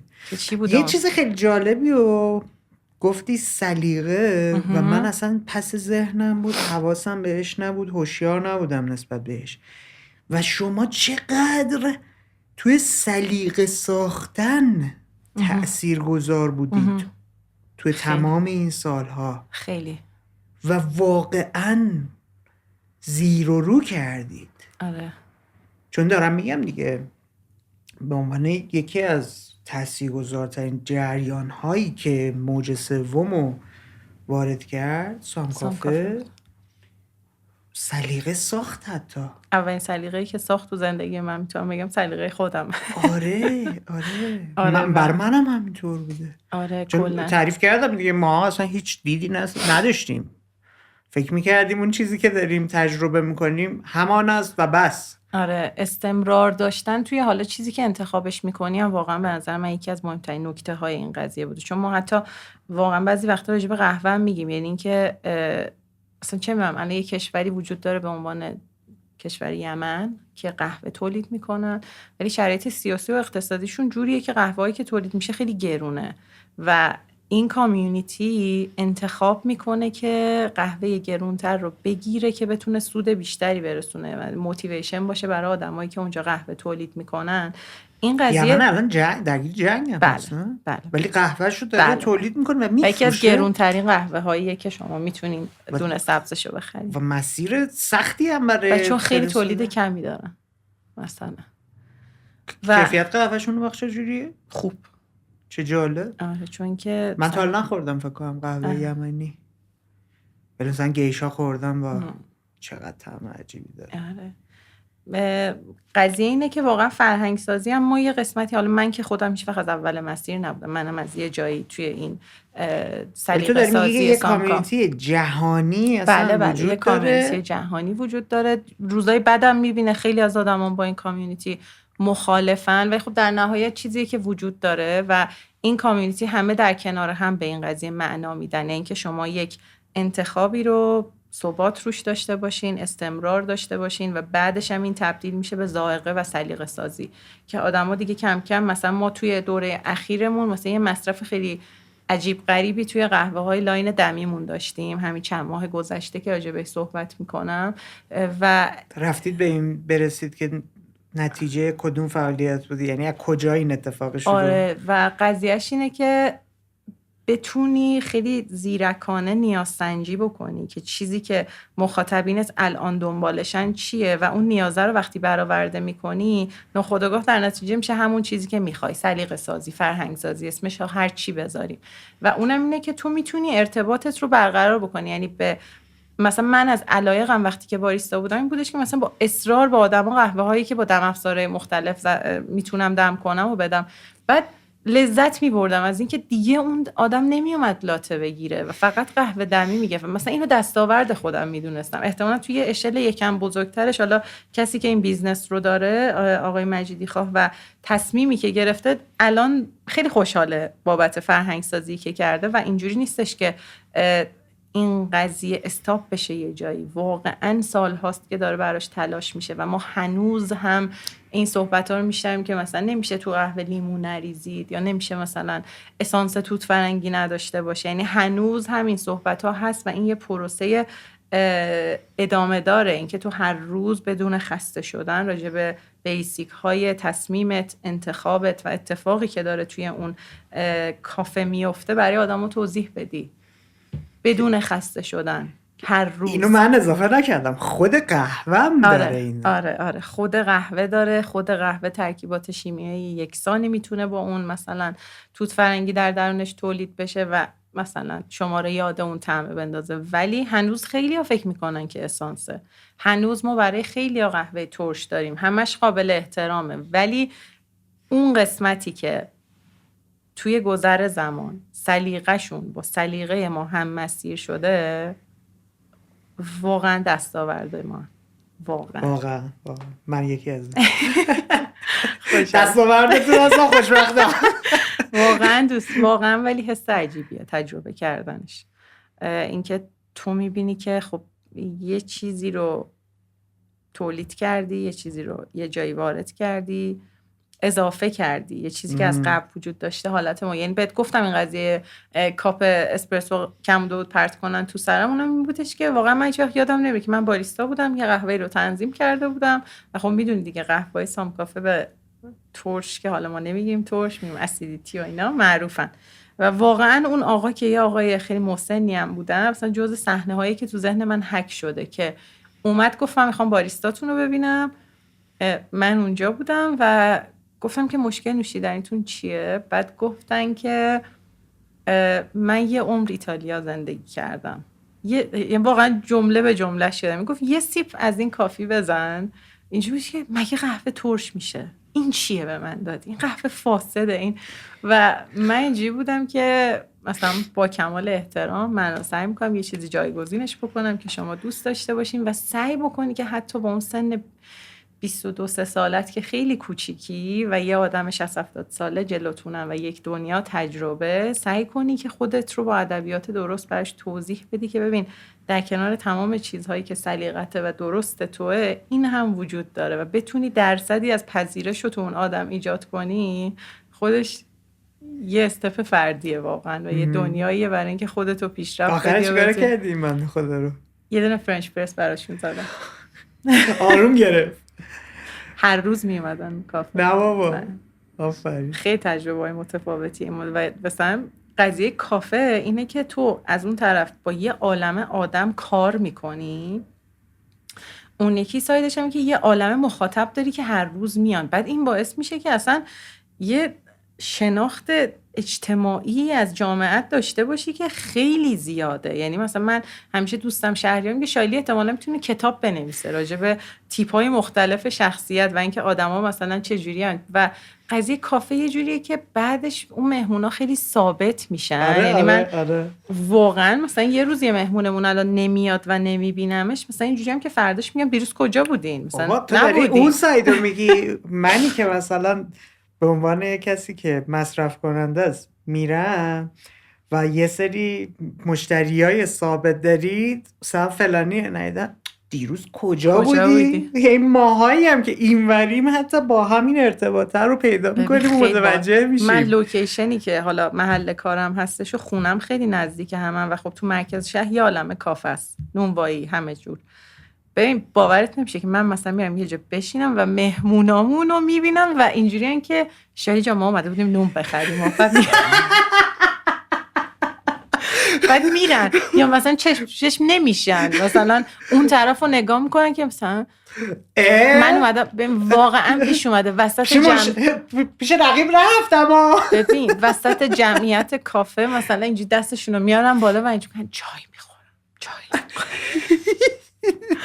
به تو خیانت نکردم، این چاییه، قهوه خیلی آره خیلی جا. به خاطر همین آدمای روزمره هر کدومشون هم واقعا، و تو ببین خیلی حس متفاوتی. تو مثلا یه روز حالت خوب نیست، بعد اون مهمون ثابت یه کاری میکنه برای خوشحال کردن تو، یعنی تو واقعا خودت یکی از مثالهای بارز حال اشاعه حال خوبی و اینکه مثلا کیر میکنن همدیگه رو و براشون مهمه که مثلا اون کسی که امروز حالش مثل قبل نیست، تو امروز یه مشکلی پیش اومده که ناراحتی، و بعدش واقعا میگم واقعا زندگی غیر از این چی میتونه باشه؟ اینکه تو یه جای حضور داشته باشی، حضورت بر بقیه مهم باشه، و یه جورایی کامیونیتی آدمایی هن که انتخاب خودتن. تو انتخاب میکنی یه جا حضور داشته باشی، تو انتخاب میکنی یه کاری رو بکنی، تو انتخاب میکنی که با اون آدما معاشرت بکنی. بعد که از مهمون تبدیل میشن به دوستت، مثلا کی فکر میکرد اولین باری که من تو رو ببینم ما الان اینجا بشینیم؟ این خیلی جالبه، یعنی که من تو رو همیشه به عنوان مهمون سام کافه ونک، بعد دوست خواهرم شناختم و الان اینجاییم. خیلی مسیر متفاوتیه و بعدش هم من همیشه میگم که احتمالا معنا و مفهوم اصلی زندگی هم همین باشه، یعنی که تو چند تا آدم پیش خودت داشته باشی، به نوعی آشنا شدی باهاشون و مهمی تو حال همدیگه، تو حال خوبی که برای همدیگه درست میکنید. من از این سایت با یه قهوه، شاید با یه معاشرت، با یه گپ، و تو هم که کارهایی که میکنی چون حد و انتها نداشته به نوع خود لطفایی که داشتی. لطف داری. یه نکته جالبی گفتی چون آدمای مختلف و با سلایق مختلف میبینی، باشون دمخور میشی، مکالمه دارید، به یه شناختی از یه طیف گسترده از آدم میرسی. ممکنه یه نفر رو برای بار اول ببینی و پیش خودت حدس بزنی خب این قهوه به دردش میخوره، یعنی به این حد رسیدی این قهوه با دم افزار فلان باید بهش بدم قبل اینکه حتی حرف بزنم باهاش. نه، 2 جمله لازمه. چی؟ 2 جمله راجع به قهوه به هم بگه که کافه های مورد علاقش کدومن و قهوه مورد علاقه‌ای که هم، یعنی قهوه‌ای که تو زندگیش خیلی تاثیر مهمی داشته و کجا خورده. میتونم به جواب برسم تو 2 دقیقه. خلاقیت رو من واقعا میتونم اینجا بگم که دارم. خیلی، یعنی سرعت تحلیل انقدر بالاه که سریع بعد از، و فکر کنم هر کسی که با من همکاره بتونه این کارو بکنه، مخصوصا اگر که روستر باشن، چون تو ناخودآگاه به خاطر روستر بودن طیف قهوه هایی که تست میکنی خیلی بیشتره نسبت به یه باریستا. باریستا خودش داره شیفتشو میزنه، هر کافه یه سری قهوه‌های مشخص داره، نهایتا میشه اون چیزی که تو زندگی فردیش میره این ور اون ور تست میکنه. ولی یه روستر تو همش تو طول روز داری قهوه‌های مختلف برات سامپل میاد، از اوریجینای مختلف با مدل‌های مختلف رستش میکنی. بخاطر همین تحلیل داده توی این قضیه برای من خیلی زود، یعنی زیر 1 دقیقه میتونه اتفاق بیفته. آره. و خیلی خوشم میاد مثلا بعضی روزا، حالا هم واتساپ روستری که هست، مثلا دوست دارم که بشینم با آدم و حرف بزنم راجع به قهوه، که مثلا این کارو بکنی بهتر میشه، این مدلی قهوه‌تون خوشمزه تر میشه، به نظرم شما این کارو بکنید. بعد خیلی هم بازخوردی که میگیریم مثبت‌تره، به خاطر اینکه تو کاملا این حس رو به طرف میدی که ببین برای من تا این قسمت تولیدش نبوده ها، کیفیتی که تو داری تو خونه تجربه میکنی هم مهمه. پس اگه کاری از دستم برمیاد انجام بدم که تجربه بهتری داشته باشی. به خاطر همین این قسمت آره از تخصصم. خیلی خوب، خیلی خوب. بریم یه جمع‌بندی کنیم با هم، یه مروری کنیم. آره. تو من تصحیح کن. ما با هم در مورد این گپ زدیم که چه پارامترهایی روی فرایند خود برشته‌کاری قهوه تاثیر داره، طعم گرفتن روش تاثیر داره. در مورد این صحبت کردیم که یه بخشی از خلاقیت تو به واسطه این توت شکل گرفته و پیشرفت کرده و بهتر شده که توی فضای کاری که داشتی نقشای مختلف توی جایگاه‌های مختلف رو رفتی تجربه کردی و یه شناخت کاملتری از کل این فرایند به دست آوردی. در مورد این صحبت کردیم که یه بخش اعظم کار خلاقه‌ای که داری انجام میدی به واسطه یه هدف و آرمانیه که دنبال سلیقه سازی، دنبال یک تأثیر مثبت توی زندگی آدم‌ها ایجاد کردن، توی حال و احوال و روتینشون ایجاد کردنه. و در مورد ویژگی‌های شخصیتی خودت هم با هم گپ زدیم. در مورد اینکه چون آدمی بودی که کار آزمایشگاهی و آکادمیک رو، علمی رو دوست داشتی، حاضر شدی این کار رو ادامه بدی. وقتی باهاش آشنا شدی تشویقت کرد که ادامهش بدی و توش پیشرفت کنی. در مورد این صحبت کردیم که چون آدمی هستی که درونگراه و قبلاً فضاهای اجتماعی رو کمتر میپسندیده، رفتی توی شغلی که در سایه پنهان بشی و اون تأثیر گذاری که میخوای رو از اون پشت داشته باشی به جای اینکه بیای نفر اول و فیس ماجرا بشی. چه چیز دیگه ای فکر میکنی روی این خلاقیت تو توی این مسیری که توی زندگی طی کردی اثرگذار بوده که بخوای به من بگی تا من هم ذهنم باهات هم مسیر بشه؟ به نظرم ذوق و شوق داشتم برای یادگیری. خب این حسیه که من واقعا هر روز تجربهش میکنم. هر کدوم میتونه به نوعی باشه، راجع به قهوه خوندن، مقاله خوندن، تست کردن. یعنی این قسمتیه که من اگر که از دستش بدم احتمالاً دیگه این کار رو انجام ندم. و اینکه این فضا برام فضایی باشه که هر روز بتونم به خودم بگم ته روز که شاید امروز یه چیز جدید یاد گرفتی. و این همه مدل یادگیری میتونه باشه، هم تخصصی باشه، هم تو بعد فردی باشه. همین که یه چیزی به خودت اضافه بکنی. و وایسه یه سوالی الان ایجاد آره. میشه. وای میستی که این کار رو برای تو انجام بدی یا نه خودت توی کار این کار نه انجام خودم بدی؟ سعی میکنم این فضا رو برای خودم تولید بکنم. یعنی به خاطر همینه که از نقطه شروعم من توی این سالهایی که دارم این فعالیت رو انجام میدم همش یه پله اومدم عقب، به خاطر اینکه یه جایی وایسادم، تجربهش کردم، سعی کردم تا تهش رو یاد بگیرم. داشت برام تموم میشد احساس نیاز کردم برم یه پله عقب‌ترش رو یاد بگیرم، یه پله عقب‌تر. و الان هم حتی بعد از 10 سال هنوز چیزهایی هستش که من امروز دارم یاد میگیرم و برام چیزهای جدیدیه و دغدغه نداشت. یعنی من به محض اینکه احساس کنم توی کارم دارم وارد یه فضای امنی میشم و کامفورت زونم میشه و قرار نیست چالش و دغدغه و مقوله‌ای تو روزمره برام پیش بیاد، کاملا حسیه که من سریعا برام یه زنگ خطره و اینجوری هم که نه شاید باید یه کار جدید انجام بدی، باید بری یه چیز جدید یاد بگیری. و دائم در تلاشی که چالش هایی رو اضافه کنی که یک چیزهای جدیدی یاد بگیری یعنی تا دائما علاقت رو بتونی حفظ کنی.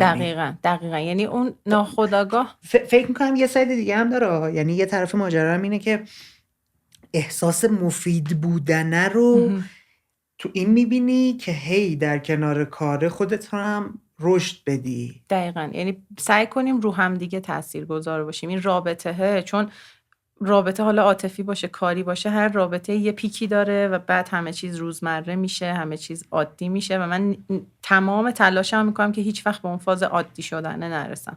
یعنی اگر به فاز عادی شدن مثلا در ادامه تجربه کردم، واقعا بوده روزهایی که احساس کردم که خیلی همه چیز تکراریه و روزی که از مشکلات و دغدغه هایی که توی کار ایجاد میشه، هیجان، استرس به هم وارد نشه و 100% توی ذهنم بدونم که اوکیه اینو اینجوری حلش میکنی، برای من زنگ خطره. این تو زندگی فردیم هم همینه، تو زندگی کاریم هم همینه. یعنی اینکه نمیدونم چقدر رفتار سالمیه، ولی دنبال چالش و دنبال دردسر و دنبال دغدغه گشتن یکی از چیزایی که من هر روز سعی میکنم تو زندگیم ایجاد بکنم. و دلیل اینکه این قضیه برام دوست داشتنی اینه که تو قهوه 10 ساله که اتفاق افتاده. بخاطر همین طولانی ترین احتمالا رابطه زندگیم بوده، رابطه کاری با قهوه.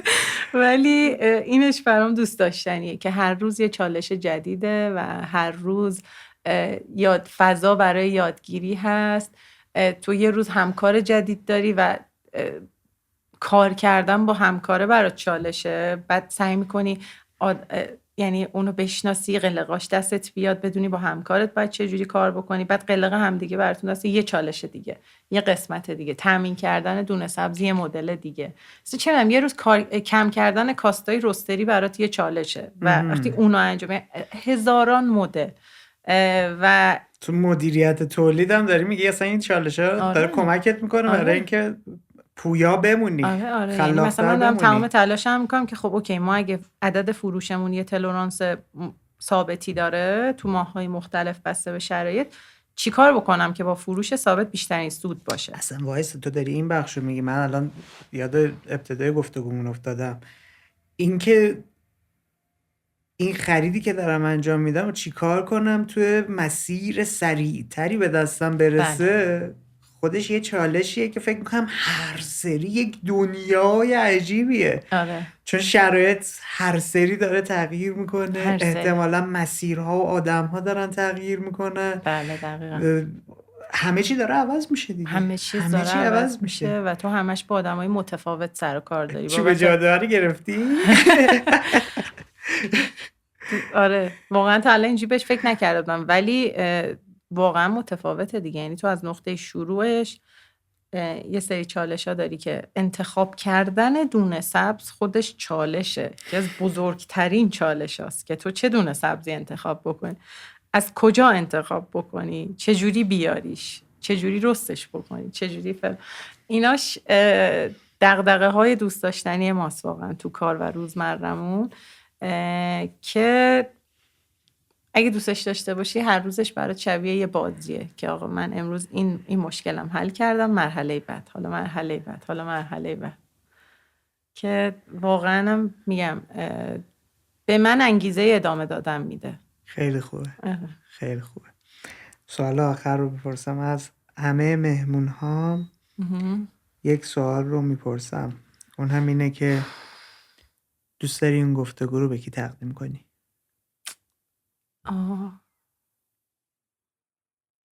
نمیدونستم که این سوال رو میپرسی، ولی باید یکم راجبش فکر کنم. فکر کن، راحت باش.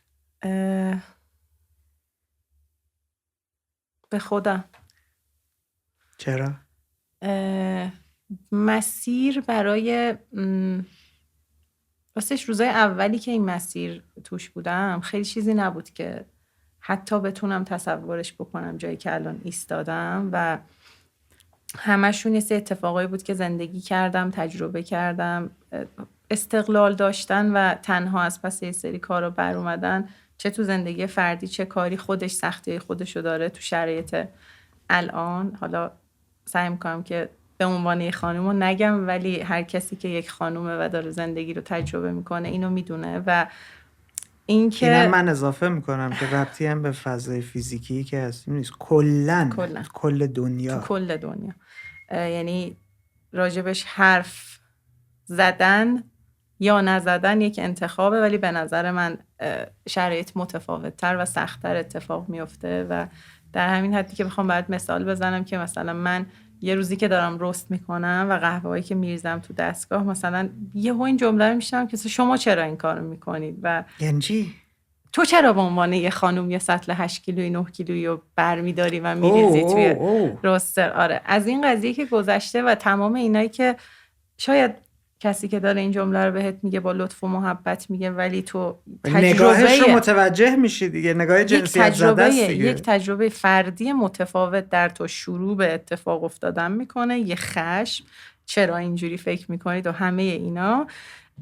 و بعدش اینه که الان وقتی بعد از این همه سال به شایلی 10 سال پیش نگاه میکنم، با اینکه خودمه اون آدم شایلیه، ولی همزاد پنداری بعضی وقتا برام سخت میشه و در عین حال همش اینجوری هم که دمت گرم، مسیر خوبی اومدی، خوب از پس همه چیز بر اومدی و به خاطر همین دوست دارم تقدیم کنم به خودم این اپیزودو. آفرین. دمت گرم. مرسی که مهمون بودی. خیلی لطف کردی شایلی. قربونت. خیلی بهم خوش گذشت. مرسی از مهمون نوازیتون. فدای تو، متشکرم. دمت گرم که تا آخر این گفتگو همراهمون بودی. همونطور که معلومه این یه کار تیمی و کلی آدم براش زحمت کشیدن. پس برای اینکه با همین فرمون پر انرژی ادامه بدیم، ازت میخوام که ما رو توی همه پلتفرم‌های دیگه‌مون هم دنبال کنی. تا کورنر بعدی حسابی مراقب خودت باش.